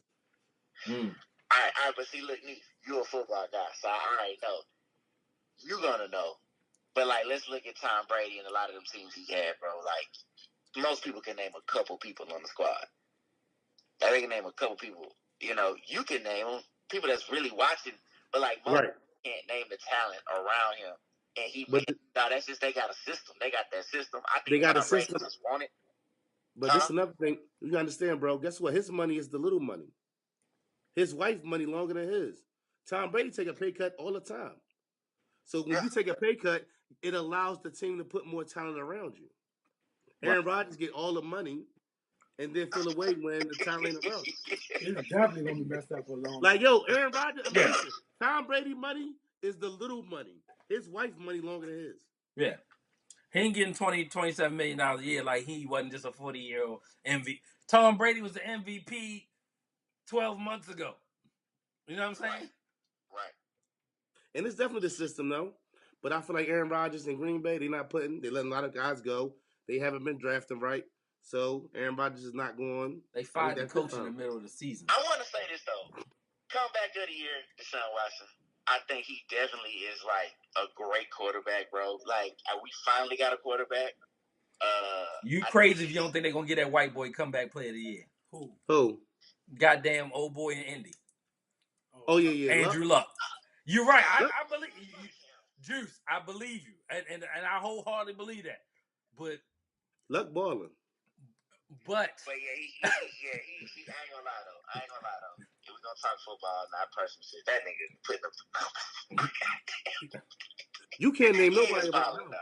You can't name nobody around him but T.Y. Hilton. Fuck Andrew Luck, and I hope they lose tomorrow. Yeah, I don't think they do. Why you say fuck Luck? I don't know.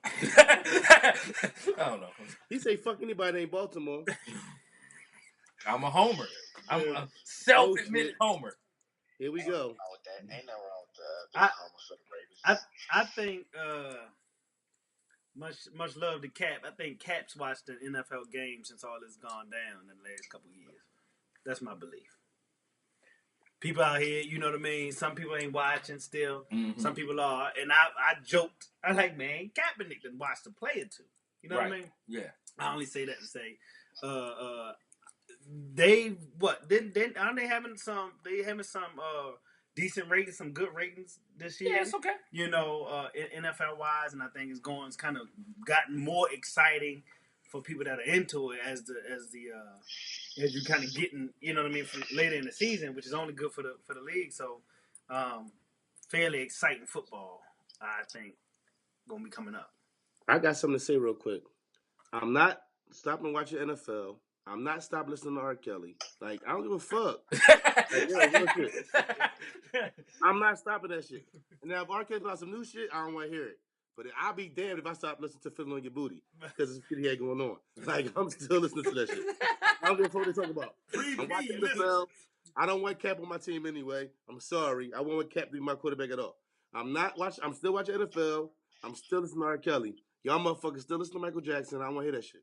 Yeah. But I don't think there's 64 quarterbacks in the NFL today that's better than It's Colin not. Kaepernick. It's not. But I'm not stopping Oh, watching. of course not. Yeah. Of course not. Yeah. But I feel about the playoffs, since you know what I'm saying you ain't want to ask me, but I'm gonna go ahead and let you know right now. Ravens Nation till I die. Nobody want that smoke. Nobody want that smoke. Y'all gonna be a hard out. Nobody want that smoke. And we Y'all go gonna in be your a hard house. If we gotta go to Kansas City, Y'all not they in gonna yet think though, about right? Are y'all in, or y'all need the Steelers to? What's your scenario? it. When and we in. Oh, you see? So cool. Hey, so wait a minute. So wait, you think if y'all get in, y'all gonna get the AFC? Yes. Ooh. We still got a chance to be the number 2 seed. If we win and the Patriots lose and the Texans lose, we in. So Who the Patriots got? Patriots got the Jets The Jets. in New England, and y'all got the Jags, right, Juice? Yeah, nigga, we walking in because we need that AFC title. In Houston, right? AFC South. And Houston, right? In Houston. Oh yeah. So who's up for the number 1 seed? Is it the Chargers and Kansas City? Depends on where they play out tomorrow. Yeah, it depends. The Chiefs gotta win. It's really coming down to the wire, bro. And I like that. There's a lot of parity in football right now. Yeah, I like that. I love Definitely that. is. This is the best time of the year. Right. The Patriots ain't the number 1 seed. Like, and they got everybody on at 425. All the teams 425. Damn later, straight. You don't get to goddamn play and then sit there and watch. I feel like Right. anybody that's in can really win it. That's for sure. Yeah. Right. Yeah. Any given Sunday at that point. I really feel like Baltimore, man. Hey, it's all love. I love how y'all talk. I love that's hilarious. I love real, but guess what? Fuck y'all. Listen. AFC, dog. Who won? Real shit. I feel like my Vikings ain't nobody talking about us. We get in. We got a tough defense, receivers. I think we can make a run. That's what it's about. It's not about your record. Whoever's hot going in. Seattle too. Seattle. They don't want that smoke. Seattle in the NFC Championship game. If Seattle in the NFC Championship game and it comes down to the last drive and Russell Wilson got the ball in his hands, I would be scared. Whoever that defense is. Yeah. Let's keep it a buck though. Drew Brees got these Saints and the Saints Nation fired up. That motherfucker, he's out here balling, dog. Yeah, that's one place you don't want to go at either. Yeah. You got to go to them. And they the number 1 seed. So they don't got to go home and take on the land. If you hit Drew Brees, they can be beat. Everybody can be beat, boy. Yeah. Any given Sunday, this ain't a 7-game series. Right. That's the difference. And that's what makes this shit better than the NBA. Yeah. Because it's not 7 games. Right. If you can beat them on one night, one day, somebody can go on there. You 1 fumble, 1 interception away. Thank you, Juju Smith. I feel like, thank you, Juju. the Rams, to me, the Rams ain't scary no more. When they lost Kupp, and I'm telling you, Kupp, he's just a slot receiver. Kupp was major for them. When they lost Kupp, it was major. When Kansas City lost Hunt. Yeah, why nobody talking about that? No, my brother said it didn't fucking matter. That's what Rel said. Rel said it don't fucking matter. They lost Hunt. It do matter. And we might see Kansas City 1 and out. I believe that. That's all possible. Because if y'all win that first round, y'all can go in there and beat them. Yeah. The Chargers can go in somewhere and beat somebody. Yeah. The Texans, the Kansas City can be beat. They not. I don't see him right now in either conference. That's like, guaranteed Super Bowl. Any one of them teams will get beat. It's wide open. Yeah. I would say without Hunt though, you still Mahomes, dog. Like he make mistakes though. He got some Brett Favre in him, so he make mistakes. Yeah, that's true. He young. He got that gunslinger mentality. Yeah. It's gonna be fun to watch next couple weeks. I know. Stand by. Wow. All right, listen, y'all. I gotta pee real quick. Y'all go ahead and do what y'all gotta do. I've been trying to hold this shit. Podcast just got real. Introduce the next topic before you go so we can talk. You're killing me. Shit. What the fuck y'all want to talk about? Go ahead, Juice. Go ahead, Juice. Yeah, I know y'all had mentioned this at some point. You want to say it, Tim? Travis Scott. Oh, yeah. Go ahead, Juice. That's your man's. Yo, He from hey, Houston. look, You know what I'm saying? shout out to the X. You know what I'm saying? Yeah. So now here's my real opinion. I say fuck that shit. I say do it. You know what I'm saying? I say Travis Scott, go ahead and do it because niggas ain't stop watching football anyway. Like, let's not front. You know, so why would you tell this man this could be an opportunity for a lifetime? You know, hey, you know Jay-Z, number one, like that's my favorite rapper of all time. Love Jay. Mhm. But like old heads kill me with that shit. Like you gotta fall back and y'all we gotta fight another way. I don't think, you know, everything that you have to do has to be social media based. I feel like if you don't do the Super Bowl, that's more of like a public. That ain't changing the law. That ain't doing shit. But if that dude does that and he can help industry here, he can help himself out. And when he came back to Houston, dog, you did the Astro Festival. That's the day you came, as a matter of fact. Mm-hmm. Yeah. Yeah. The festival was going on, like, and he put on cats locally. You know what I'm saying? He had a lot of cats that was involved in that locally. So he is helping in his own way. To me, I think you helping by doing that shit. Me personally, I think it's bogus. Boycotting is bogus, but I'll talk about that later. Anyway. All right, let me ask you this though. I'm back. If Hove come to you and say, if Hove come to you and say, yo, no, that's what I heard you say. Because I peed, but I peed to the side so I can hear. I ain't peeing in the water so I can hear it. Shit. So, I want to hear you and shit. That's a hot take. That's real nigga shit right there. Who ain't never peed to the side? You never peed to the side? Yeah. Oh, all right, solid. Yeah. All right. If Hove come to you and say, that ain't the move, do you listen to Hove? No, hold on. Better yet.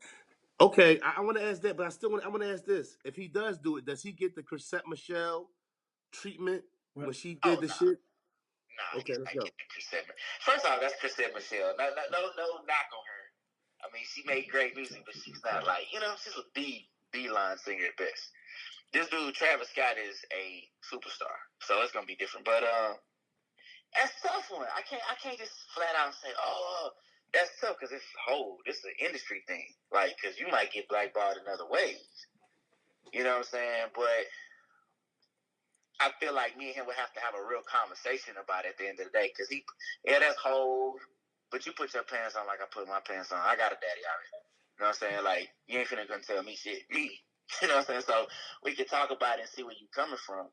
You know, and if it just seems like he's moved by it, I ain't mad if he back out. But at the same time, I think Hove got to look at it from the opportunity perspective for that young man and his career. Right. I don't think he'll get blackballed. I think it's something to listen to. If that's what if you motivated and that's what you really want to do, I can dig it. Right. But let's be honest. I'm gonna be honest. I can't remember the last Super Bowl show, halftime show I really watched. And to me, to a certain extent, if I was an artist, the fact that they didn't let Atlanta guys, they should have let JD and Ludacris and them do their thing. I really feel like that. But I can't remember the last halftime show I actually sat back and watched. Halftime show is more up. Let me get seconds. Let me pee. You get what I'm saying? What's the last halftime show? I want to know. What's the last halftime show y'all remember actually sitting down and watching? Probably Prince for me. Oh no, I watched the Beyonce in the Bruno Mars. Yeah, how long ago was that? A few years ago. Yeah, 3 or 4, maybe. A couple years. So for me, the halftime show more of a break. Yeah. I watch it when it depends on who it is. Yeah, so how did that story leak? You know, Jay-Z is a notoriously private or guarded individual. How did it leak that he putting the press on Travis to not perform at the Super Bowl? You gotta wonder. Obviously, he wanted it to. Obviously, huh? Or somebody. Somebody from Travis. He never wants it to. He never wants it to be out like that. He never wants it to. Ho. I heard that Jay told him to go to E and do a halftime show on E. That's where your lady make her money at anyway. So I think to Juice's point, you know, it would have to be a conversation like in the social media world. It's just like whole big brother and trying to son him and say don't do it. But I don't think that's what's going on. I don't even think that's whole track record. Right. You know, I don't know the man, but I don't think that's whole track record. I think you owe it to yourself to listen to somebody that is almost at a Billy through fucking hip hop. You understand? So you owe it in the genre. Somebody like that, you'd be wise like somebody listening to a billionaire. You want to hear that shit, but it don't. Either you gonna be a man about it and make your own decision. But like, to Juice's point again, when you know when what the person stands for is a palpable thing, putting local artists on in Houston for somebody of Travis Scott status is a big deal. Yeah. So when you know somebody's nature, it's easier to let him rock, right? Yeah. But if he wasn't putting local artists on, you know what I'm saying, and you shucking and jiving, so to speak, and just consuming our dollars and all of that kind of stuff, it's a little tougher sell. I'm surprised though that this came out in general, because usually Jay-Z's been guarded about that kind of stuff, and when somebody wouldn't perform, it's kind of egg on the face. I question how and why that even came out. Right, because last year it was Jay wasn't going to perform because of this, and they asked him to perform. Yeah. This year they still asked Cardi, because Cardi's the biggest act in hip hop. Yeah. If you didn't know, you know what I'm saying? And she said no, based on, you know what I mean? Rihanna said no. Like, all of these people are saying no. So are you, as whole, are you saying, come on, bro? You know what I'm saying? They just trying to tear you down, right? So they asked Cardi first. You know what I mean? And we're not going to ask Hov or Rihanna or anybody of that status because we know the way they feel. Let's get the Astro World kid because he's there, right? So are they settling for Travis Scott? And you got to think about that aspect too. Go ahead, bro. Right. Let me ask you exactly. Yeah. So if you Travis Scott and you feel like, damn, I'm like fifth best, like y'all just getting to me after y'all answer everybody else. You get what I'm saying? Do that? Absolutely. And as a man, I'm like, damn, why y'all ain't come to me first? Like, if a chick fuck with me, but she done she was trying to fuck with Rel, she tried to fuck Mike, she got a thing for Juice. I'm not gonna be the last motherfucker after they all told you no. You feel what I'm saying? Yeah. So who said that tidbit about them saying that's actually a great idea? A performer and put it on E. I think they said Hov suggested that or something, or I don't know where that came from. If that's true, it would do numbers. There was something like that before. It dates back a long time ago. Right, change the channel. Change the channel. I can remember 3D promotion. Remember that? Yeah, I remember. And that stuff works. Wrestling doing a match on the halftime show. Okay, so people would tune in to E and watch. Because nobody really. I'm not hyped about that. I've never had a halftime show like, yo, I really can't wait to watch this shit. Right, yeah, and him and Maroon 5, they don't have a song together. Like, that's what fucked me up too. There's no Travis Adam Levine duet. You know what I'm saying? Well, I'm gonna say this. Because Cardi has a song with Maroon 5, which they was gonna segue. I think that is Astroworld hadn't really come out yet. Like when they asked Cardi and they was doing all of this, true. Astroworld hadn't come out.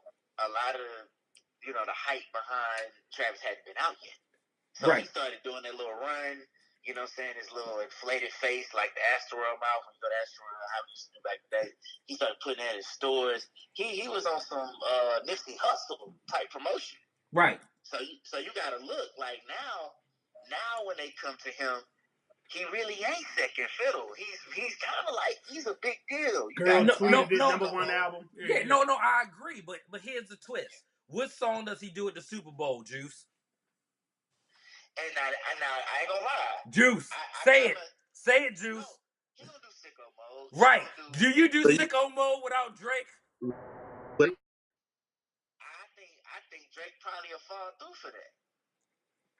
No. Has Drake ever Hov just did a verse. Drake not coming out. Why would Aubrey come out to be third string when he can have his own Super Bowl show? Yeah. Because I just think, man, right now, but see, you gotta look at it like this. It's all about what that shit gonna do on social media. That's what the money made. Like, I come out, I'm Drake. I came out, boom, it's on Instagram. But still, it's like, it's Maroon 5 shit featuring Travis Scott, featuring me. Wow, when I can just do my shit. So I can't. That's like bigger than that. Tour. That's like Drake being on tour, and like, why would I be the second fiddle to somebody when I can do my own tour? Right. A Drake halftime would be bigger than a Maroon 5 featuring Travis Scott. By far, yeah. Right, like God's playing 3 times and it'd be great. I don't know, man. Y'all got me thinking a lot. Hey, dog, I don't know. Like me, I mean, that's a good. Everybody's making good points. I was trying to give like a different perspective. Like, absolutely. Okay, this could also, because like I say, like look at Maroon 5, like they might feel like, okay, can Travis Scott really? Because I thought that was pretty bold of them. Like, dog, have y'all heard the album? Like y'all know he's like this is like, it's sicko mode shit like that. I mean, it's hitting right now, but it doesn't seem like even Cardi. I thought was pretty bold. Like, come on, y'all know what kind of Cardi, music is. Let me really ask. Let me ask you this: Does Travis Scott need the Super Bowl? No. Nah, he don't need it. He No. don't need it. However, comma. Especially since he not he not the number one guy. Like, if I was number one in it, I can see. If y'all ask everybody else number one in it and they said no, and then y'all ask me number one in it, I can fuck with it more than Maroon 5 number one in it, and y'all want me to second fiddle Maroon 5? But I mean, it could be a Michael Jackson Motown moment for him. I don't know. I don't know where stars are really. Did you just Michael Jackson Motown it though? Like, Michael Jackson and Motown make more sense than Maroon 5 and. But Michael Jackson got connections to Motown. He's talking about the moment. He's talking about the moment. He's talking about the moment. He threw the hat and he moonwalked. Yeah. Right, but I'm just saying, Motown's Mike 25. was connected to Motown. Right, like, you get what I'm saying? Like, he came from that. Like, it made more sense. That's like anybody with Rockefeller, anybody with a big company, or anybody with Def Jam. Like, I did what you said to a certain extent, but it's not the same because. I ain't talking about the connection. I'm just talking about as far as that being like when you first saw Michael Jackson moonwalk in the fucking socks, it was like, who is this? Like, oh my God. It took him to a whole nother level. That's a lot of pressure. So, I mean, for who? I'm just saying Travis could with the comparison. Huh? Like Michael Jackson listen, Missy Elliott just had the Super Bowl how many years ago? Like the Super Bowl, who was at the Super Bowl last year? I don't remember. Exactly, Mike. But for us to say, like, for it to be a Michael Jackson Motown, like, that's a you're right. It's gonna live forever. When we dead and going, Mike is going at Motown. That's gonna live forever. Travis Scott the Super Bowl, Maroon Scott featuring Travis Scott the Super Bowl. No, that's I know what gonna you're live saying. like Mike. I totally get what you're saying. But you also got to understand that those moments are made. That's all I'm saying. Like I get what you're saying. You're right. I could. Because like the anime had to take that chance. Something that Michael Jackson wouldn't even show up to. You know, like it wasn't even like it wasn't a big deal to him. Yeah. But he was just like, okay, if I'm gonna do it. I want my solo. Yeah. What at Motown 25? Huh? He wanted to go. It wasn't a big deal. So, but he was, I'm gonna go if you let me do my. But he probably felt like he owed Motown something.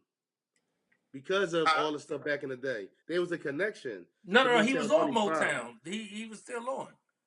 And he was doing the solo. It made sense more than, even though he might have felt like I'm bigger than this, the fact that he's been rocking with them for it's a connection.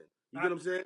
I think Juice's point maybe was just like that as a measuring stick. Yeah, okay. As a guide to say, who's to say that Travis gets this big of a platform and then he hits it out the park and everybody remembers. Yeah, saying this everybody must be his Motown moment. Right. Just saying, like, not as big as, but as big as for him.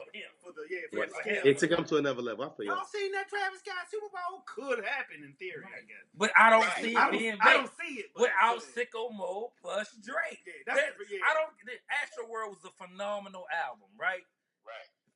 Period. Right? But there's only one song this year better than Sicko Mode, and that's God's Plan. That's it. Yeah, that's depending on who you asking. Because I might put Sicko Mode over there. But do you peep Travis? There you go. Do you peep his shows though? No, I'm never going to a Travis Scott show ever. Oh my foot! Like people don't really realize how huge he's getting. Like he's going to like Madison Square Garden. Oh, I believe it. Travis Scott's a rock star. Yeah. And it's packed. So it's like that's your demographic. They're gonna tune in. But if you somebody who knows how big Travis Scott is, when you think what do you want to hear?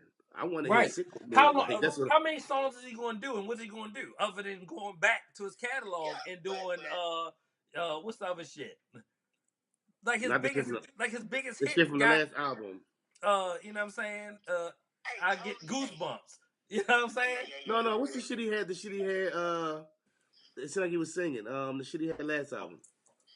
Goosebumps. No, it was something else. He didn't have some top 40. He didn't have Antidote. Top 40. Yeah, okay. That was 2 albums ago. That's why I was confused. Stuck out more to me than when I think of Travis Scott, Antidote, and Sicko Mode stick out to me. I think it's gonna do something because like the power of social media. His lady gonna tweet out look at it, and that And that's whole gonna be it, yeah. that whole Kylie hive, I guess if you Yeah. say that, they gonna all watch it. So that whole keeping up with the Kardashian thing, Yeah. they gonna all watch it. It's gonna bump in ratings no matter what he does. So All right, let it's me just- ask y'all something. Are y'all gonna watch it? Because I'm gonna take a pee and make sure I got my snacks. I'm not gonna tune in because Travis Scott for me won't do it. I'm rooting for him because I root for the culture to win, but I won't be tuning in specifically to watch him. Hold on. Because I'm gonna see a Drake coming out. I would watch it if it was on E. The irony is, I would want to be a part of a movement that detracted from the halftime show of the NFL. Since I would everybody absolutely hates that- record it if it was on E. Right. I'm gonna watch it because I'm a huge Maroon 5 fan. It's a good enough reason. Right. So if Jay-Z tells Travis not to come and he decides not to, I'm still gonna watch it because I'm a Maroon 5 fan. Shout out to Adam Levine. I couldn't name a Maroon 5 song. I just know Adam. You know him if you heard him. Yeah. I know who Adam is. Right. Yeah. I think that probably more like. No, remember, she will be loved. Yo, I hate, No. yo, I really hate when you sing. 2019, don't let you sing. The whole 2019, like, no, they're serious. Hey, Nick, you got I don't want to hear my brother sing the whole 2019. I go to church every week. I'll go to church every week if they tell me real not going to sing on the fucking podcast. Fine, yo. All right, I'm gonna stop singing, dog. I got a Lee. question. What's up, Juice? I got a question for y'all. So check it out. So it's like, real quickly, how can you want to free a slave that constantly wants to be on the plantation? So I think about boycotting the NFL. Everybody's mad. Like, we want to kneel, but like, wouldn't it make more of an impact if like key players, star players say, yo, we not playing no more. We're going to go over here. We're going to do this for this time being until certain laws are changed. Like, to me, I think the protest has to be bigger than just, I'm a kneel. I'm picking the cotton, but I'm not going to stand up and pick the cotton because you make me mad. Like, but you want the public to void themselves of entertainment, avoid themselves of something that you guys have created to be a pleasure because they won't let you guys kneel. Here's my take on it in general. I think from a perspective that any attack against mainstream or whatever you consider it, let's say white supremacy, racism, white supremacy, whatever, has to be multi-pronged, multi-purpose. I think there is a purpose and a place for protest the same way there's a purpose and a place for advertising, commercials, billboards, so to speak, right? Hey, this is what's going on here. That at the very least, Cap Neal and said, hey, this is what's going on here, right? So there's still a place for that. Now, where we fall short in today's time and why we can be in jest, and I can't even fault nobody for watching the NFL, even at the heat of the protest, is that it was never a concerted effort. Protests and boycotts work, except when everybody not doing it. So when we talk about the bus boycott dating back in the civil rights era, the reason why that worked, everybody did it. Nobody caught the bus. Right. Nobody caught the bus. Right? Now, who was the orchestrator of the Let's Not Watch Football campaign? We don't know. There was no singular voice. There was no one unison. There's no one step. Kaepernick didn't say stop watching football. Mm-hmm. Not himself, right? So that was a social media thing, right? That if we don't have all or nothing, it don't matter if you watched it and I didn't. Their ratings and their money went up. I mean, not the ratings. The money went up last year, right? So while we fighting with each other, like you watching and shaming each other, yo, they getting paid more than the year before that. It didn't work. Now, if the players said we not playing, it would change in a week, bro. If the players said we not playing, it would change in a week. Right. Whatever they wanted to change to be. And that happened this year when they went down to Mexico and they was like, we not playing on this field. And they took their ass right to LA.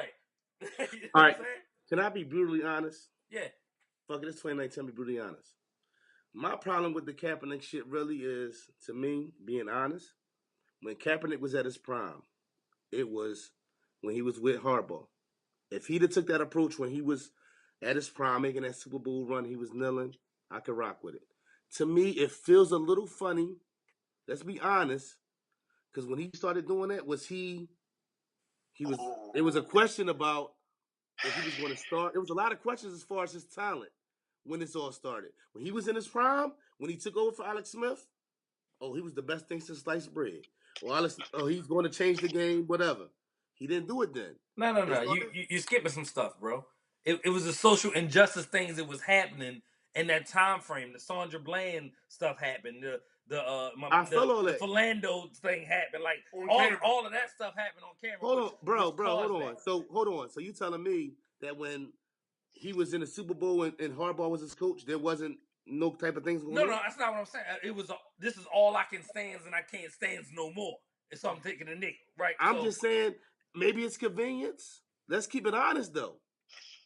Maybe it's listen, man. Let's put the shit on the table. You skipping steps, bro. He was sitting down first, and nobody talked about it. Was he sitting down when Harbaugh was the coach? No, huh? No. After that. Right. No, but he was sitting down, and it was no big deal until he started kneeling, and people started bringing attention to it. Oh, this is what I'm gonna say. It seems like, and this is somebody who I'm not the biggest 49er fan to know his whole how everything fell into place. Right. This is me being an NFL fan, but not really knowing. I wasn't sure about him sitting down. Yeah. All I know is the year that when he went to the year when it was almost like he wouldn't start. Right. That's when the protests start. Him kneeling, and it became a national thing. Am I wrong in that? You're wrong. Yeah, you're wrong. Okay, break it down. Okay, go ahead. So what I'm saying is that he was sitting down first because of something that happened. I don't know which. And what year was this? I don't know. But I'm just saying he was sitting there. It was a veteran, the long snapper, who told him to kneel. Because he was sitting down in protest for like 3 or 4 games. Yeah. In that same year? Yeah, in the same year. The year when the veteran they were going back and forth between him and Gabbett. When him and Gabbett was the quarterbacks. Is that what we're talking about? Huh? When him and Gabbett, remember they was going back and forth with the ball from... Blaine Gabbert. Yeah, I'm with you. Right. You talking about that same year? Yes.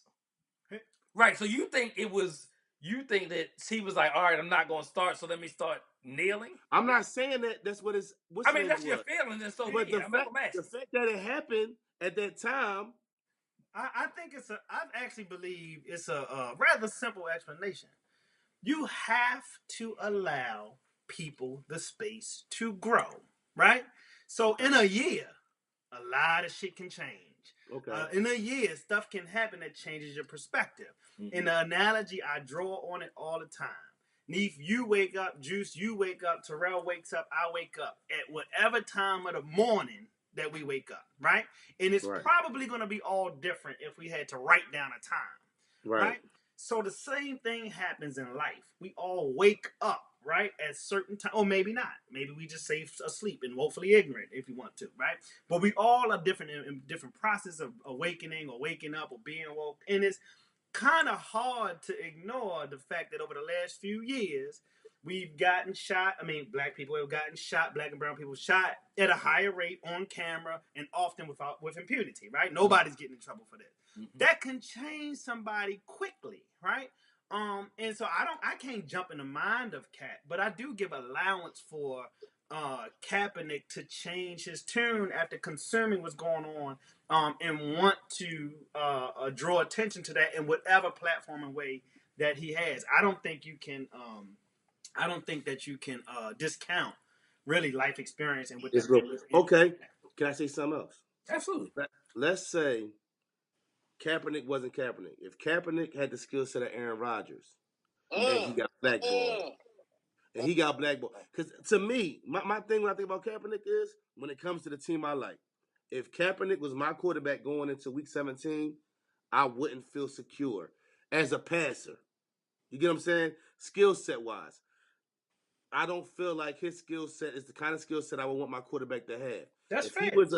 If he was an Aaron Rodgers kind of player and he got blackballed, to me, what I understand is 64 players is better than him.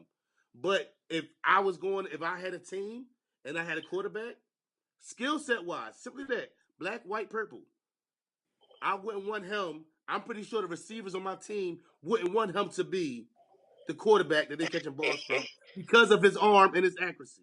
Am I wrong in that? So we didn't allow him time to grow, right? So if you change the system around somebody who's being successful and they have to adapt to a new system, and all that stuff plays a factor into it. Like, he's been out the league. It's been, what, 3 years? Mhm. 4 2 years. years? Like, that's a long time. And he been blackballed. You know what I'm saying? He was blackballed You by didn't answer the question. Baltimore. I said if he was Aaron Rodgers.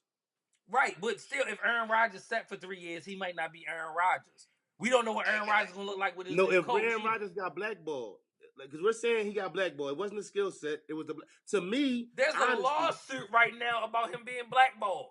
Right, I understand that. Yeah. Me being an NFL fan and me liking the team, I really feel like if that was our quarterback, I would be concerned. Not because of this kneeling, not because of any of that. What if he was your Skill backup set. quarterback? Right. He Backup deserved- quarterback. He was a back. He better than 32. Yeah, right. He better than Mark Sanchez. He better than what's the white boy that made But $70 million already and only started in three He better than Nick Foles.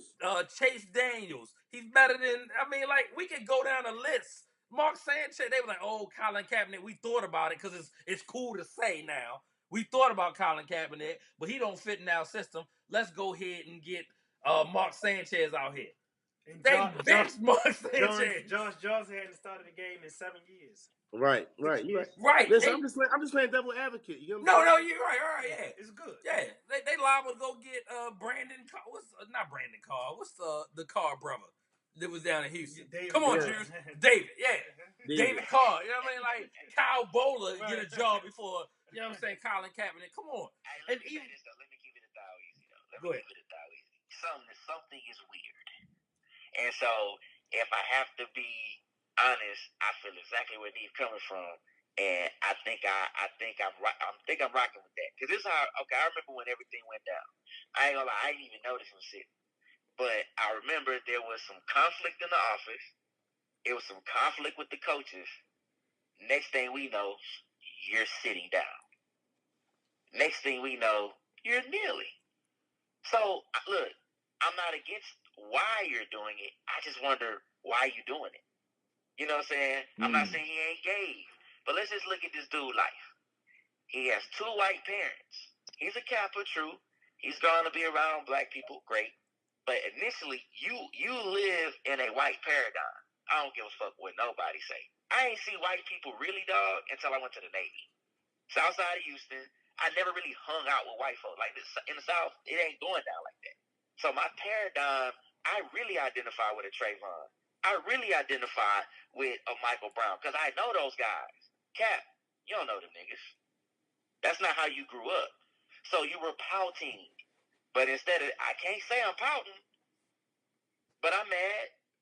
He probably is mad at that shit. He probably is consciously mad at that shit. I'm not saying But I feel it. Go ahead. it don't got to be true, but it looked funny to a certain extent when, like I said, if it happened in the midst of the Super Bowl run when they played on the Super Bowl, when he took over for Alex Smith, and you know what, I'm kneeling and I'm standing by it was a lot of controversy around him and starting and them cut. It was a lot of things going on as far as him in general as a football player, not the socks, not none of that. It was a lot of controversy as to, as a quarterback, could you win with him being your quarterback? Is this not true? yeah, absolutely. But So I don't want us to. I'm not saying that. I'm not saying that We're what he's saying is marginalizing what he's trying to do or Right. accomplish Right. by saying that he only did it and the possibility only did it because he had diminished skills. Right. We don't know that. People He get don't. shot on He camera. don't even get. He didn't get the opportunity to say, "Oh my gosh, his skills are diminished," because we could go into a whole different conversation about who gets opportunities and for how long, right? I can dig that. The You're right. conversation And that's about right. Cam Newton is You're supposed right. to happen in about 4 months. Right. Is You're it right. time for them to move on, right? You're right. But goddamn, You're right. But what's some boy you from have to- Texas? Bradford. No. Yeah, what's his name? Sam Bradford still in getting breaking jobs. league. Yeah, and what's the other motherfucking name? That I mean, like, that's a Your whole- man Flacco about to get $20 million from somebody for some bullshit. right.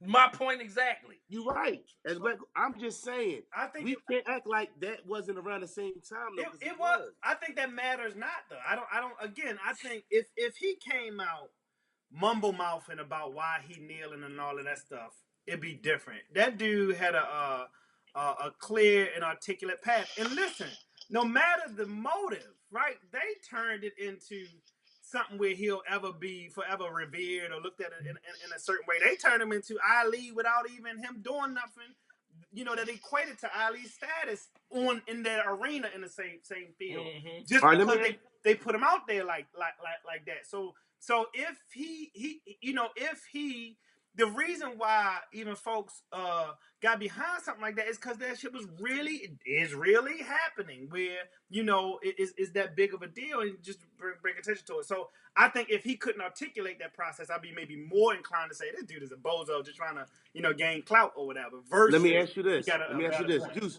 Hold on, Juice. You said he come from a white family, right? Right. He was adopted. So, His parents were so, white.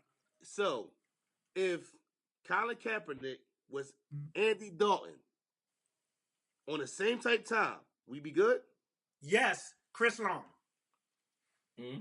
Chris Long, the Long, defensive end, Howie Long's son. Right, Yeah, I know. he played for the Eagles. Right, you know Yeah. what I'm talking about. Yeah. So he sticks out to me because to me he's of a stature, he's of a color, he's of a situation where that's totally drastic and can empathize with what's going on. So why can't everybody else? I don't understand it. Right. All I right, don't understand. I'm quiet now. Mike said all he had to say when he said, "Okay, I'm cool." Right. Mike shut me the fuck up. That's all you gotta do. And Chris Long been taking the But state. this is what I'm trying to say. Okay, you can.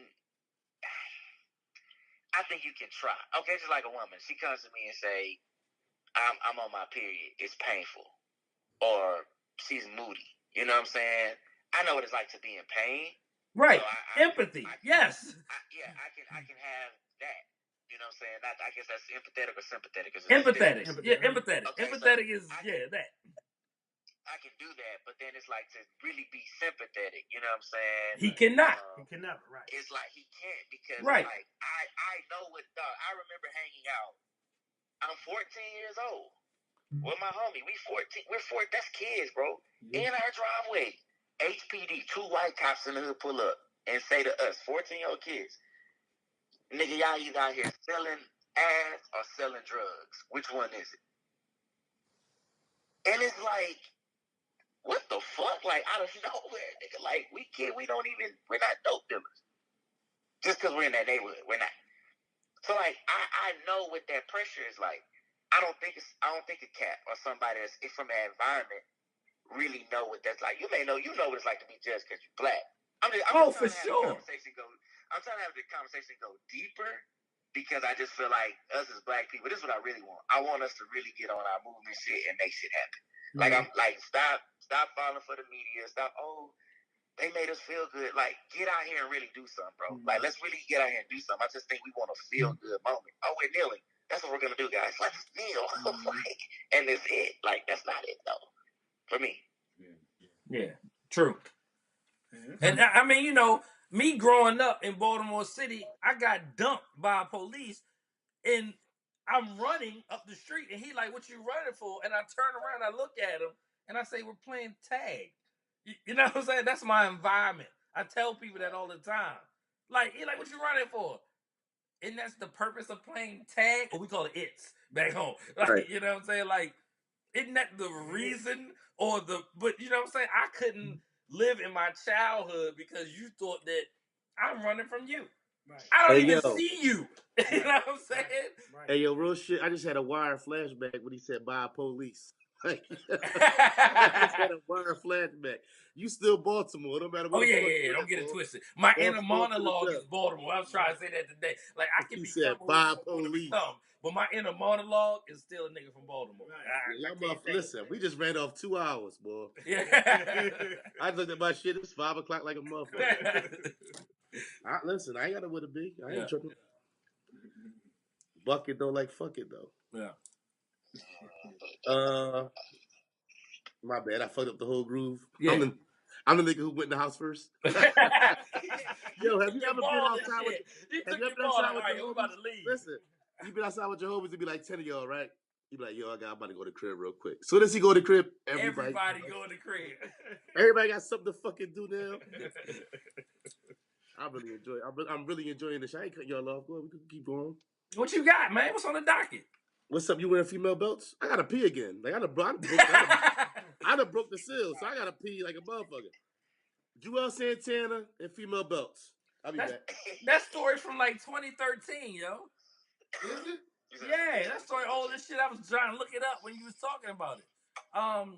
He was talking about something about wearing gay shoes. I don't even know. I don't give a shit. Didn't you else get some time recently? Yeah, he got 25 months, I think, for taking the. All right, let's talk about that. How stupid you gotta be to not go through your luggage and carry a gun to the airport? And on the flip side of that, you couldn't have possibly thought he was going to get away with that, and it had to have been a mistake. Why do you give somebody 25? They didn't say the gun was illegal. They just said you try to take it through the air. Come on, dog. Right. Give me the benefit of the doubt that you don't think that I'm trying to sneak a gun through somewhere that I know is going to find the fucking gun.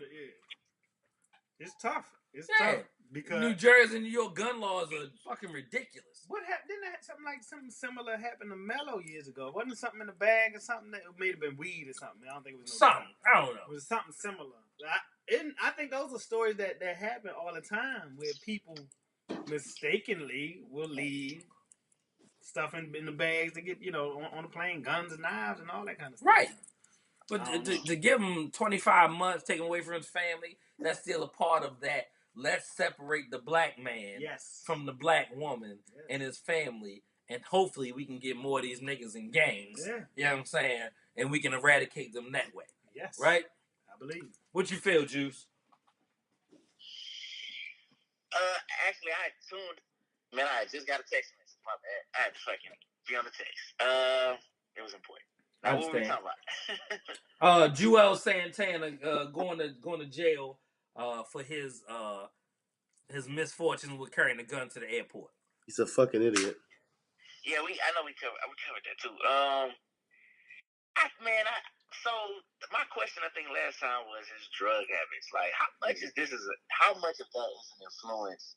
I think you brought that up too, Neef, on him doing that. Like, because you just, I think I'd be so paranoid. I'd be making sure I ain't got no weed. I smoke. You know what I'm saying? I'm making sure I ain't got no weed in my bag, no crumbs.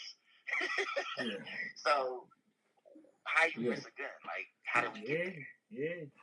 First off, I got to come to Texas and smoke weed with Juice. First off, I'm gonna smoke some of that shit they got out Houston. But he was high, man. Like, that's the dumbest shit in the world. Go to the airport, you know the situation. There's certain things. Right. Come on, man. How the fuck you know where your gun's at? You got kids in the house.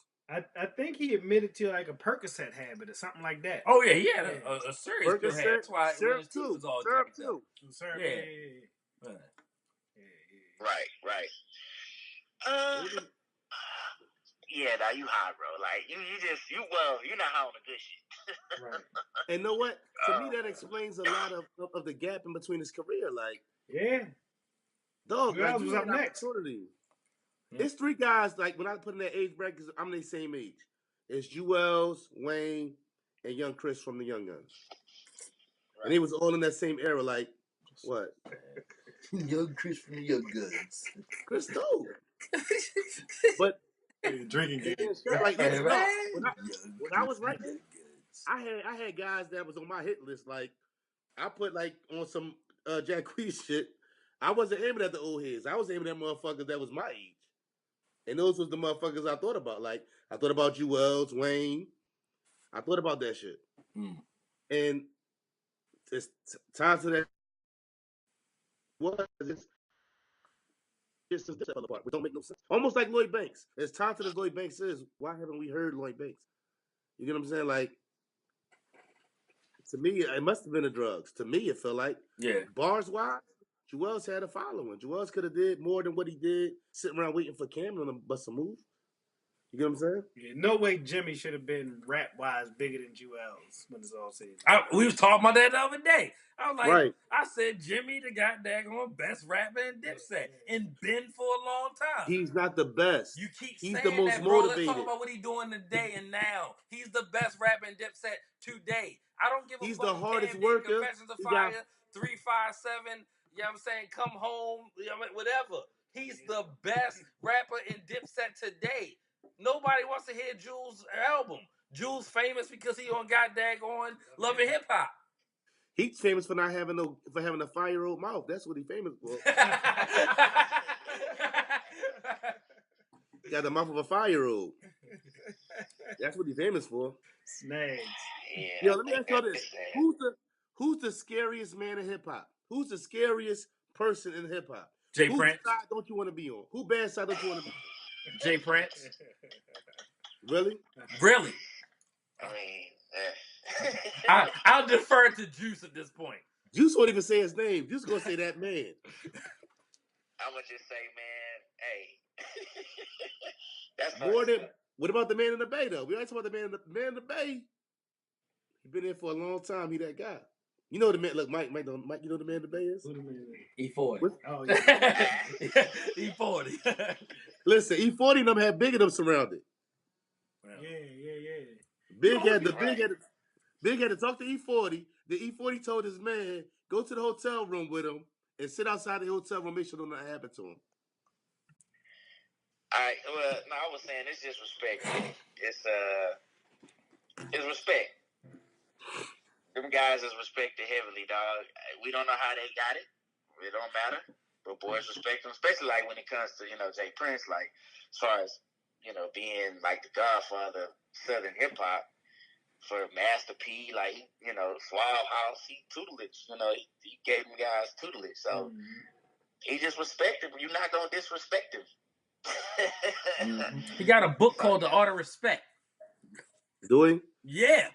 What make them the most dangerous is they're quiet. You get what I'm saying? Like you don't hear besides the Drake and Pusha T thing. When the last time you really heard somebody say his name? It's always been like that. Those are the Right. guys you It's gotta worry always about. been that way.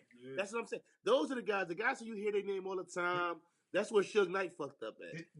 Did y'all hear how Hammer was respected? Did y'all hear? If you listen, Yeah. Who was that? They say Hammer put 50,000 on his head. Hey, buddy from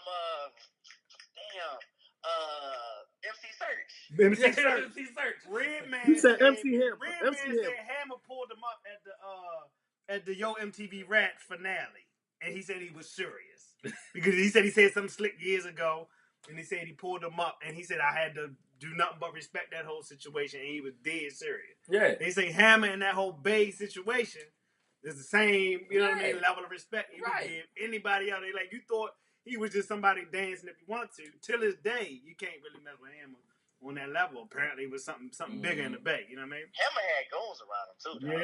Yeah. They say your brother was serious. Suge ain't even crossed Hammer. Right. Yeah.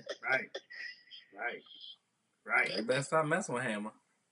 Said he had to walk around. Say somebody pressed him. He was in the going shopping. MC Search said, and he had to what they call check in with some Crips or some other people that he had, and he said he was signing autographs, and there's 3 or 4 people about to press up on him, and the Crip dude had to be like, oh, whatever he said to stop it, and he feels like that was a Hammer situation that came to him. Him and his wife was there.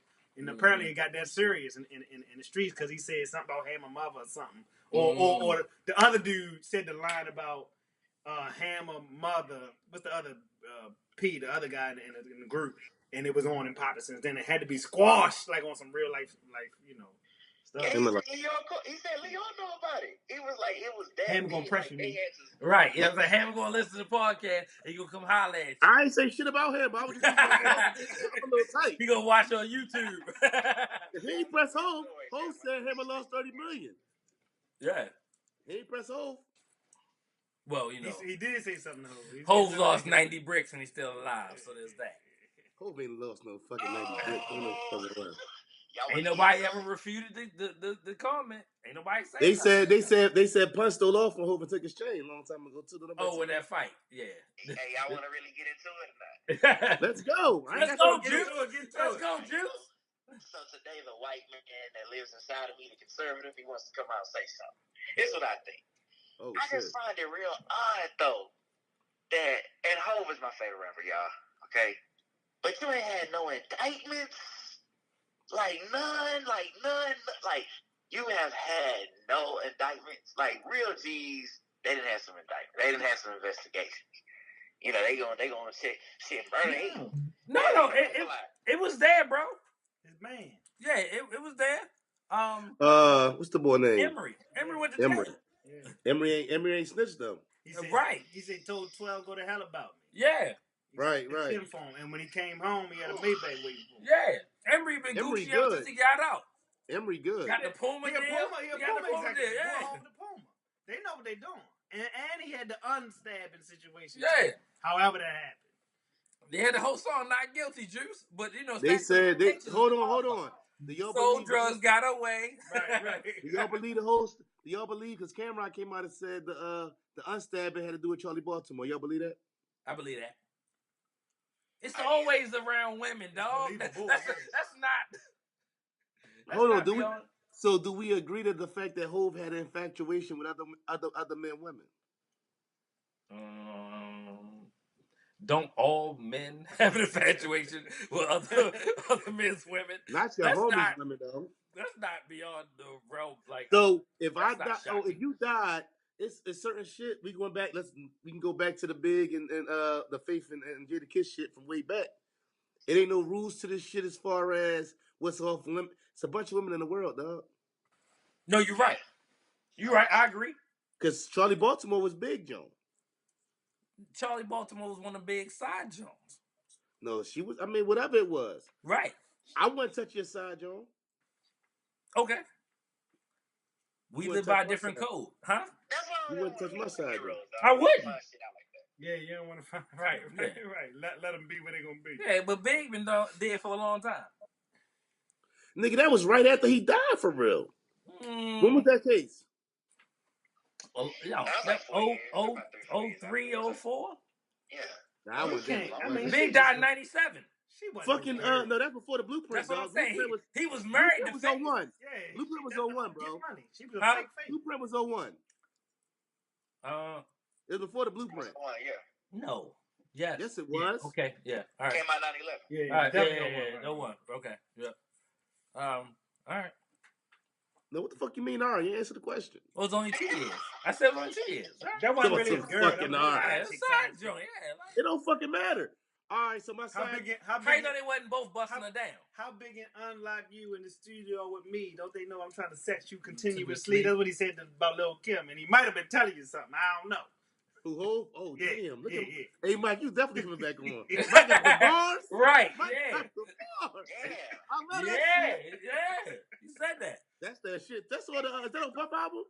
That was on Kim album. Kim album. Yeah. What? That's that shit though. Yeah, that was the song they joined. Yeah.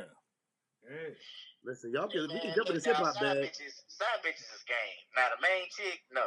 But Right, side bitches, exactly. side hoes, Right. side Yeah. hoes She just was game, dog. bust down. Yeah. And Stevie J married to Faith. Faith, right? Which is crazy. That's crazy. I think it's crazy because Stevie J was there at that time too. The hitman and all that whole situation. Stevie J had bang. But hold on, y'all remember the episode? Kiss was getting a lot of slack when they were saying Kiss was fucking with Faith before this whole shit popped up. We had that's when our first early podcast Jones. He's talking Right. about so was Stevie J disrespectful? I don't think so. Yeah, it's just been It's so a long time, yo. Yeah, it's been so long. It's 21 years. Yeah. I first got in my heart it'd be like CJ grown. Yeah, but it's But as a man, okay, listen. To the man, yeah. You not thinking he was checking for your chick the whole time? All right, so we got rules. Like basically, if it's your girl, I guess your wife, and now we older now. If it's your wife, then she off limits, kind of no matter what.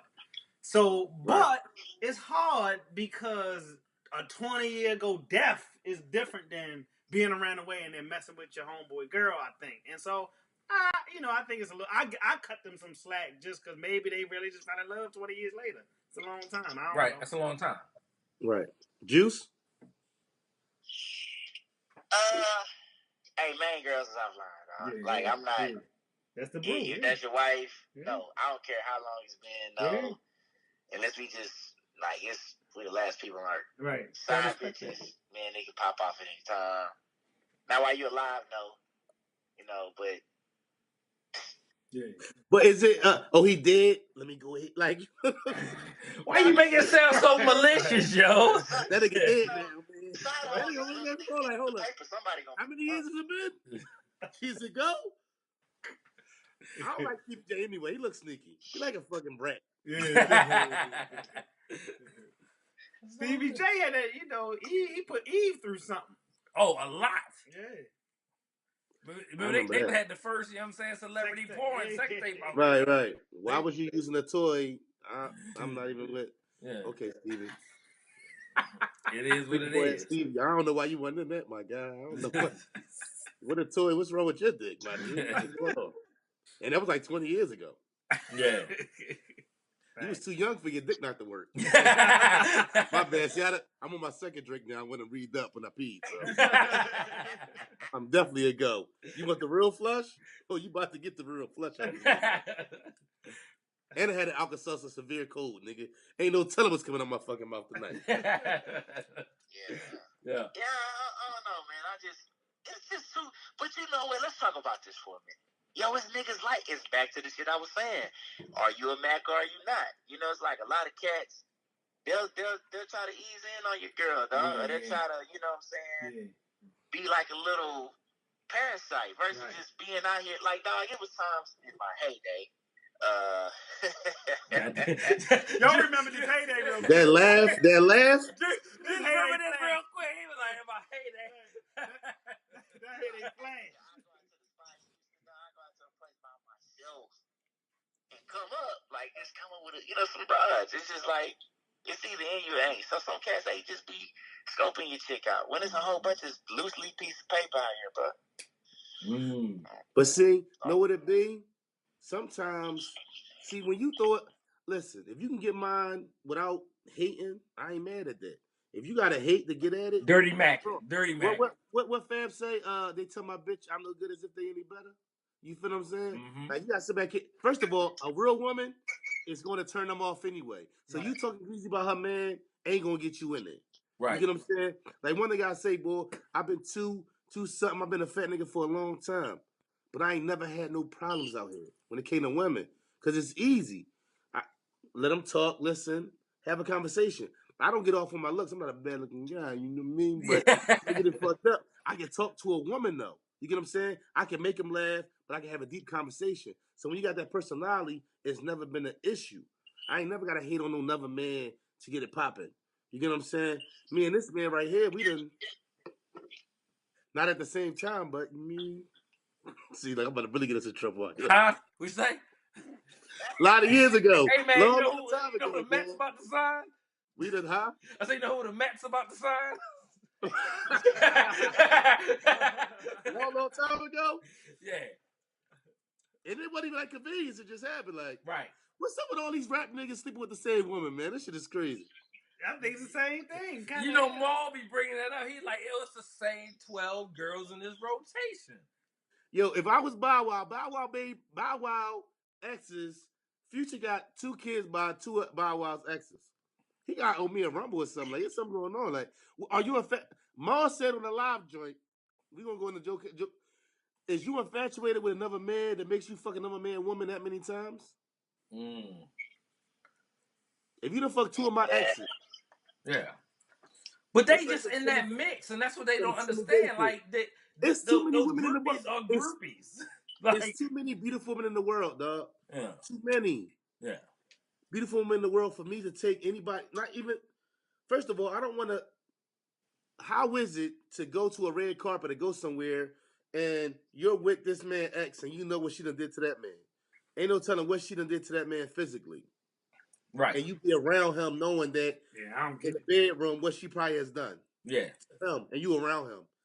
For me to be with her when there's other women out here that he ain't touched. I definitely don't get it. And that's one of those questions. And then Juice mentioned about like leaving your heroes, so to speak. So there are several instances where it seems, a regular dude, a real nigga, how they come across seems real, right? But apparently you get into an industry, and I guess you all can speak to it more than even me, you get into an industry where it's a lot of surface, a lot of veneer, a lot of phony folks, a lot of no swag having dudes that just might know how to put the song together. You know what I mean? So it's a lot of just Hollywood, and they passing these same people to around. I also believe that it's a sport. It's a game. It takes a lot of effort as females to inject yourself into that circle and space. Mm-hmm. You got to work at getting in that space. You know what I mean? And so kind of credit to them. I think some of the girls that get passed around do it for a purpose. And there's some women who, to me, in my experiences in the Navy, who will be around multiple guys that they slept with, and it's more like a thing for them, like, y'all, we the prey. You get what I'm saying? Right. Like, she knows she slept with the homies, and she not even on no smut type All time. the homies. Like, she smutted us. And that's what I meant real talk. Like, real, keeping it a bean, me and real, we haven't never plotted on the same women, but it's women that we've come across at a younger age that we both encounter at different times. Real shit. I'm talking about fucking 2002, 2000, early, a long time ago. Yeah. But it wasn't like before The we statute of was even limitations have ran out. You're cool. right. Right. Before we was even cool, it's certain chicks that we both came across. Yeah. Real life shit. You get what I'm saying? It wasn't like we plotted it; it just happened. And then they'll be around us like ain't nothing happened. You slept with both of us. Right. My bad. I don't fuck it. I'm gonna get incriminated. Fuck it. I'm going to jail. Fuck it. She gonna be bad. I don't give a fuck. A long time ago. Yeah. But chicks done hit me around. That's what it is. Yeah. I got a Juice story that I can't wait to just talk to Juice by itself one time. Hilarious. Oh, man, hey, look, hey. Hold on. That's all I'm gonna say, Juice. That's all I'm gonna say, Juice. The night of real party. When I threw that stripper party for real. I'm done. Yeah. I'm done. Fucking classic. Mike, where the fuck was you at? I wish I was there, apparently. Man. I had a stripper party, 9 strippers. That was a hell of a night. I fucked up a lot of bread that night. Ooh, so much. Wish we had it back today. We did some different shit. Oh my God. It was a hell of a night, though. I had a great time. I enjoyed myself. Juice had a good time too. I did too. Long. It's like fucking. We talking about what do you leave fucking for California? 2004. 04. A lot of time, man. Long time. Yeah. That was 2 marriages ago. God damn. Statute of limitations really done ran out. Young is a motherfucker. I ain't had none of this shit. Yeah. I had a little mustache. Can I ask a question? Go ahead, I'm asking a question. What is it about? I think y'all covered it. I'll say this. I do have a problem with like the chicks that get passed around, like Amber Rose, or like if I know you was just putting it down and just fucking, you know what I'm saying, that was your girl, I don't want to fall in love with her. Yeah. I want my own shit. Like that shit is weird to me in the industry too. Right. Yeah. Like, man, like, oh my God, like fucking Kim Kardashian. I don't know. If I see you on tape, bitch, I don't want to. Couldn't do it. If I see you on tape, bitch, I don't want you. And you got like, when you talk about Kim, you talk about, first of all, Kim is worth $350 million. Right.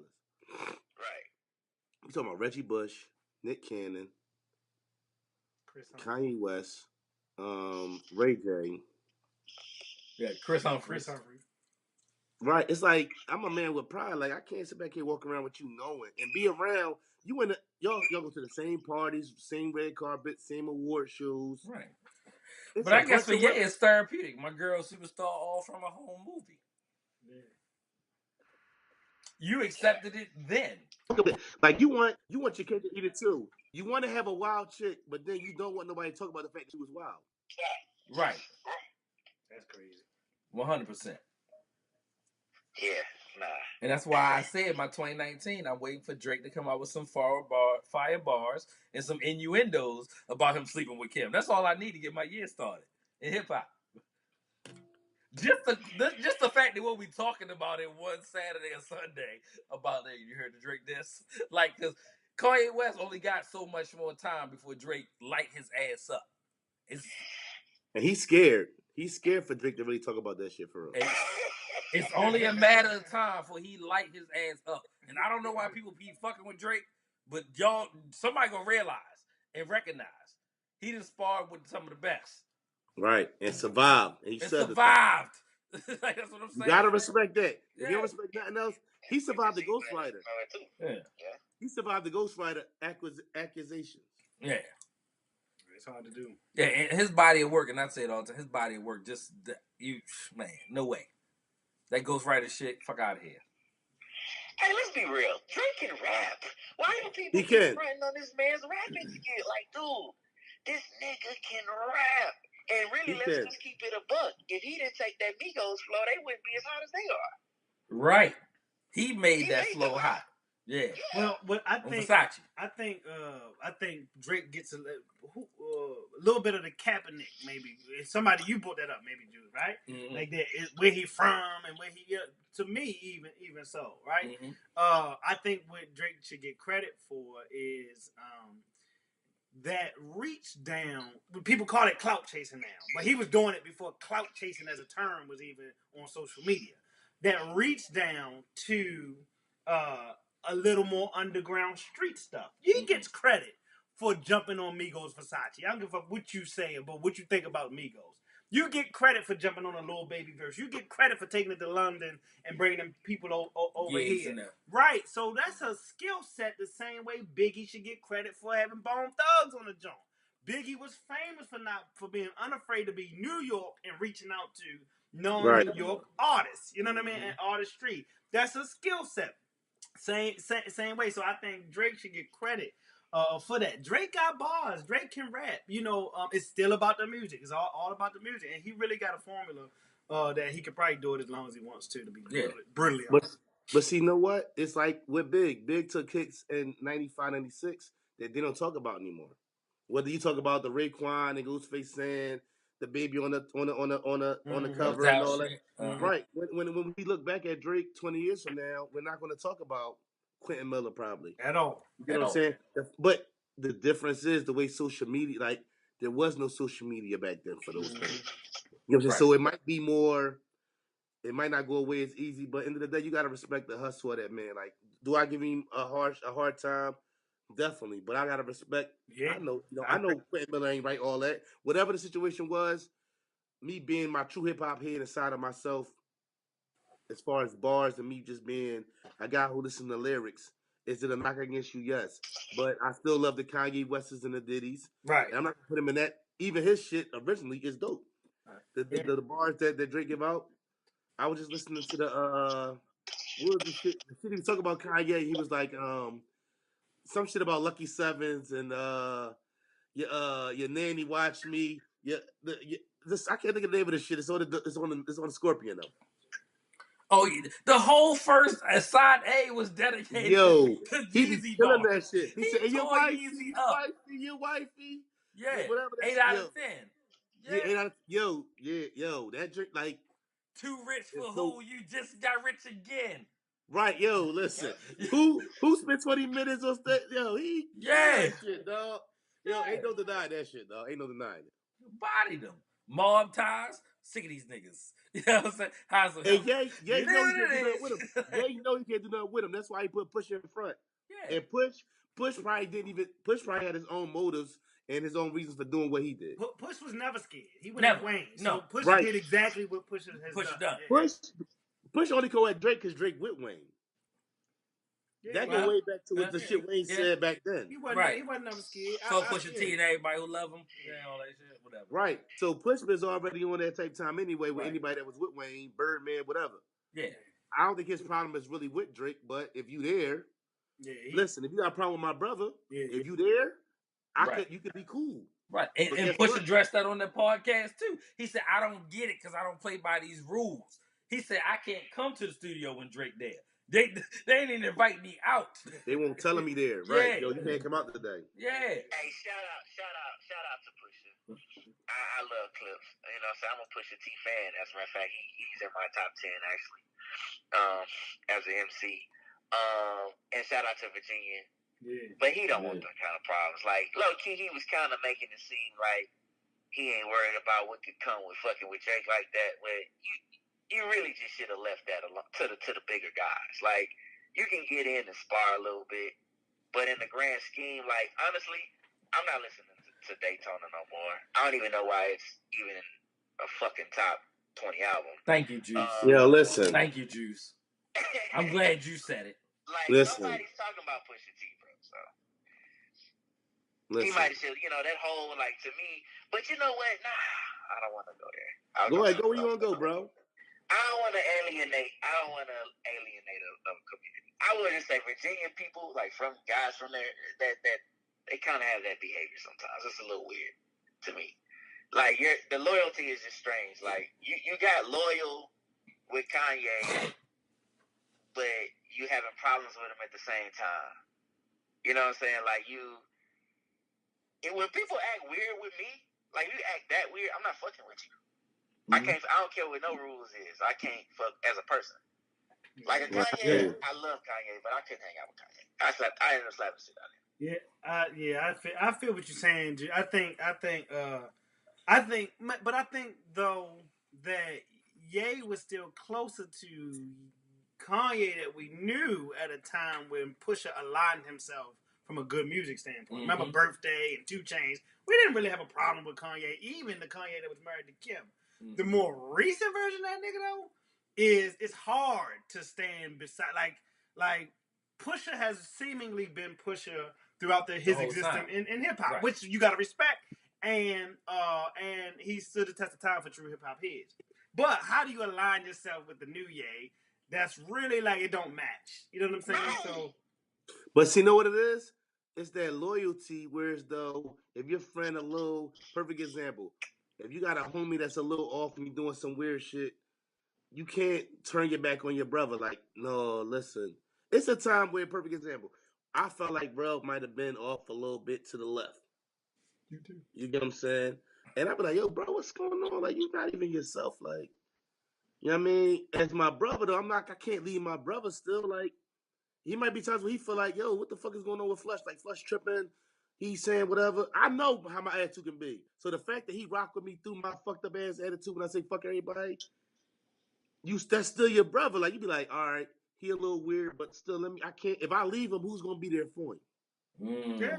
I think that's what he did. You got to respect that. Yeah. No? You get what I'm saying? Even if he acting weird and he doing weird shit with other motherfuckers, it come a point where it's like, you be like, all right, it don't matter. Like, perfect example, I got relationships in my life where it's though people I felt like have gone to the left, right? Mm-hmm. I feel like you going to the left. If I leave you and I know I'm really all you got and you ain't got no real motherfuckers around you, who's going to be there to pull you back in when you realize you off to the left? Yeah. You get what I'm saying? Check it out. What if that person is like in the streets? So like the rap game, unfortunately, is very close to the streets. So like shit can get you fucked off in the streets, and since it's so close to rap, certain shit in rap can get you fucked off too. Mm-hmm. All right, I got a perfect example. Go ahead. Perfect example. I got a homie. Matter of fact, Trez. My homie Trez. You never met Trez Juice. Bro, you know Trez. Yeah. Trez has always been a street nigga. I've been a nigga. I went to the Navy. I did things the right way. No matter what our life paths were, we were still able to come back together and be this. He never bought whatever he had going on in the streets around me because he knew what I was trying to do with my life. You get what I'm saying? So when he was out there doing whatever he was doing, because I wasn't into it. You doing that? All right, cool. I'll hit him. Yo, Trez, yo, I'm home. What's up? All right, well, listen, I got to do this, do that, do this. When I'm done doing what I got to do in the streets, I'm going to come get with you. He never bought that shit to me. You get what I'm saying? Yeah. But at the end of the day, our friendship through, you know what I mean, the mazes that we go through in life. And I went a bump here, boom, boom, boom. We right here. We're going to meet right here, and it's still going to be what it's going to be. You get what I'm saying? So if your homie living that life, like my aunt told me, like, you should be a cop. When I got the name, my aunt told me I should be a cop. You should be a cop. And I'm like, I can't be a cop because guys that I know who do not necessarily the best shit in the world are the most dependable guys I have in my life. Mm-hmm. You get what I'm saying? So I can't be that. If you're telling me if I gotta go be a cop, I can't be friends with Trez anymore, then I don't want to be a cop. Right. Am I too off or? No, we listen to you. I thought you was in your bag, so we let you. I just want to make sure because I'm on one though. I just want to make sure. No, you good. That's good. You want that raw emotion, bro. So that's good. Like what I'm saying is though, but you said some key things like he never brought the streets to you, and you never brought anything that could fuck what he had going on to him. And in a relationship, like y'all from the same place, y'all from a common ground. We're going back to that whole sympathy, empathy thing again. Like I can identify with you now. Now, if you grew up in motherfucking Idaho and y'all was just cool because of the Navy, you might be like, nigga, I can't wait to be a cop. You know what I'm saying? But that's not what you did. So I'm going back to the Pusha T Kanye thing. It's like, all right, cool. Pusha T has my back. He's gonna roll with me. So guess what? When I'm in the studio, Drake, that nigga Pusha T gonna be there. Or anything that I'm doing, if I fuck with him like that, I'm not gonna make him feel awkward because of what he's doing for me. So it's like, now when I'm starting to back talk, backslide, whatever, running from TMZ, doing weird shit, that's even getting you into weird situations because you don't really want to start fucking with Drake. Like that, going to a physical level on that side could really happen in a real fucked up kind of way. So it's like, I would have told Pusha T, hey man, nah, don't worry about it. Fall back. Like, we good. We got the record. We got what we want. You ain't really even if you do or don't respond, it don't matter. He can never really body you. Or maybe go light. Whatever. Just make another record. We're gonna just put records out. That's the advice I'm gonna give to you. I'm not finna be like, man, fuck yeah, go ahead his neck. Go at Drake's neck. Knowing that this man is, good. So to speak. But you know what it be? It be guys when you from the streets, it be guys who, when you give me an opportunity, they feel like they owe you something. Like, I'm the type of person who, you can do the smallest thing for me, and I'm not saying I'm a street guy. Don't get me wrong. I'm very familiar with the streets, but I ain't never touched crack or nothing. You know what I'm saying? But the reason why I fuck with real, how I fuck with real, is because of the smallest gesture. And if you show me the smallest gesture when you don't have to, that can make me be loyal to you to the end of the world. You know what I'm saying? So when you come from that type of environment, whereas though Kanye sees Pusha with the clips and say, listen, to me, you're my favorite, you're the dopest, and I want to do this with you. Pusha, being a street nigga, might be like, he want to fuck with me. He ain't had to be on that type of time. He the biggest artist in the world. I'm going to ride with him through whatever. So if he say, I got a problem with Drake, all right, no problem, say less. And he going to ride because that's the loyalty that you have from feeling like somebody who didn't have to deal with you rock with you. You know what I'm saying? So you going to rock to the end, regardless of whatever, because it's the smallest things in the world to me. You can do the smallest shit in the world. I could be sick. If you knocked on my door right now, just to say, yo, Flush, I got a 6-pack, man. I just was thinking about you. I know you like Coors Light. I bought you through a 6-pack. I might not never I might run through a fucking brick wall for you, for the simple fact that you thought of me. You get what I'm saying? Because a lot of motherfuckers ain't like that. You get what I'm saying? But some people who are big time do that.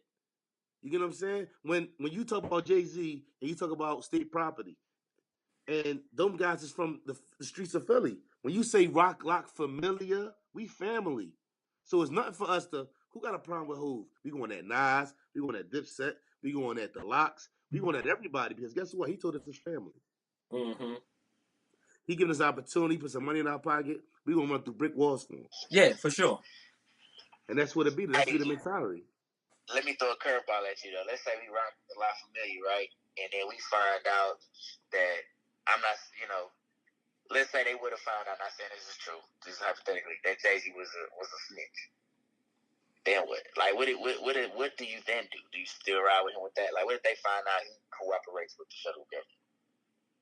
I mean, I think, like, what has to be understood is the difference between no real shit. Like, what happens is, even with rap, why is rap the only situation where as though we separate where the music has to be the truth as far as how you live? Right. If an actor, if Bruce Willis totes a gun in every movie he's in, when you see him in real life and he's not on that type of time, why is he not held to the same stance as a rapper who talks the same shit? Listen, though, I listen to the hardest shit. My playlist is the hardest shit out. And I go to work every day and I cook. I don't got no gun in my house or anything. You get what I'm saying? Because I understand the difference between entertainment and real life. So why is it hip-hop the only genre?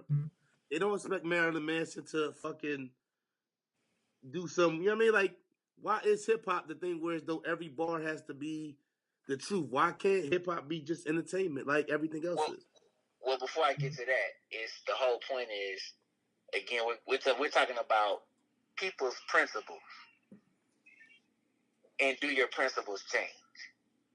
And it's like, for me, that's always a red flag for me. So it's like, if the principle in y'all crew or what y'all perpetuate is that y'all don't snitch, you know what I'm saying? That it's all good, or you are an extreme loyalist. So then you ride with this person no matter what they do, even when they change their principle on you. And it's like, that becomes an odd conversation for me, because it's like, man, I've known you niggas for damn near 20 years, and y'all have been like this. Like, with this conversation is no different than the conversation just younger people that we probably would have had. Right. Now, if that boy need to get on the phone talking about, yeah, made a couple investments with the Ku Klux Klan last week, then I'll be like, whoa, wait a minute. Right. Damn, man, like, now I'm confused. So it's like, now if I continuously rock with you and my principles change, what does that say about me being a stand-up guy? Being that in the streets, it is rules. Now, I understand he was trying to say, hey, he doesn't play like that, he's not built like that, but you got to have a nigga that's going to stand on a solid base of principles at the end of the day. I agree. Yeah. Just like when the nigga said, oh, I didn't mean that shit about Trump. See, I can't fuck with that. I was like, fuck it. I was with Kanye. Go do that shit. But when you start backtracking, dog, you can get me killed. Right. But we know historically Kanye is a backpedaling motherfucker, so I don't even understand why this is shocking. You know what I'm saying? Like, well, exactly. Right. True. Right. So why I'm gonna go to war with somebody that always backpedal? Because now you got me on the crazy. Right, and that's why I think that Pusha has really pulled himself back from that situation, and he addressed it on the Joe Budden podcast when he was like, "Yo, I don't know." It was like basically he was like, you know what I'm saying, and I don't rock this way. I don't get down the way these people do. I'm cut from a different cloth. He said it over the course of 4 hours. You know what I'm saying? In different ways. Y'all gonna think I'm bugging though, right? Why did Craig rock with Smokey after Smokey lied and said we both smoked all the weed? That's what his man's. He smoked a little piece of drink with him. That ain't make him go to Worm and be like, yo, I didn't do this, Smokey tripping. Yeah. I'm on one. Maybe I'm tripping though. Is y'all fucking with me? Y'all get what I'm saying? I hear you. No, I do. Yeah, no, I do. You get what I'm saying? Like, that's easy. Like, because real shit, me watching that as a grown man is different. Me watching that when I was in '95 and watching it, and me being grown and watching it like, nigga, I smoked a little piece of drink with you, and you act like we smoked all his weed. Like, you feel what I'm saying? Like, that's a whole different thought process as a grown man now as it was then watching the movie. You get what I'm saying?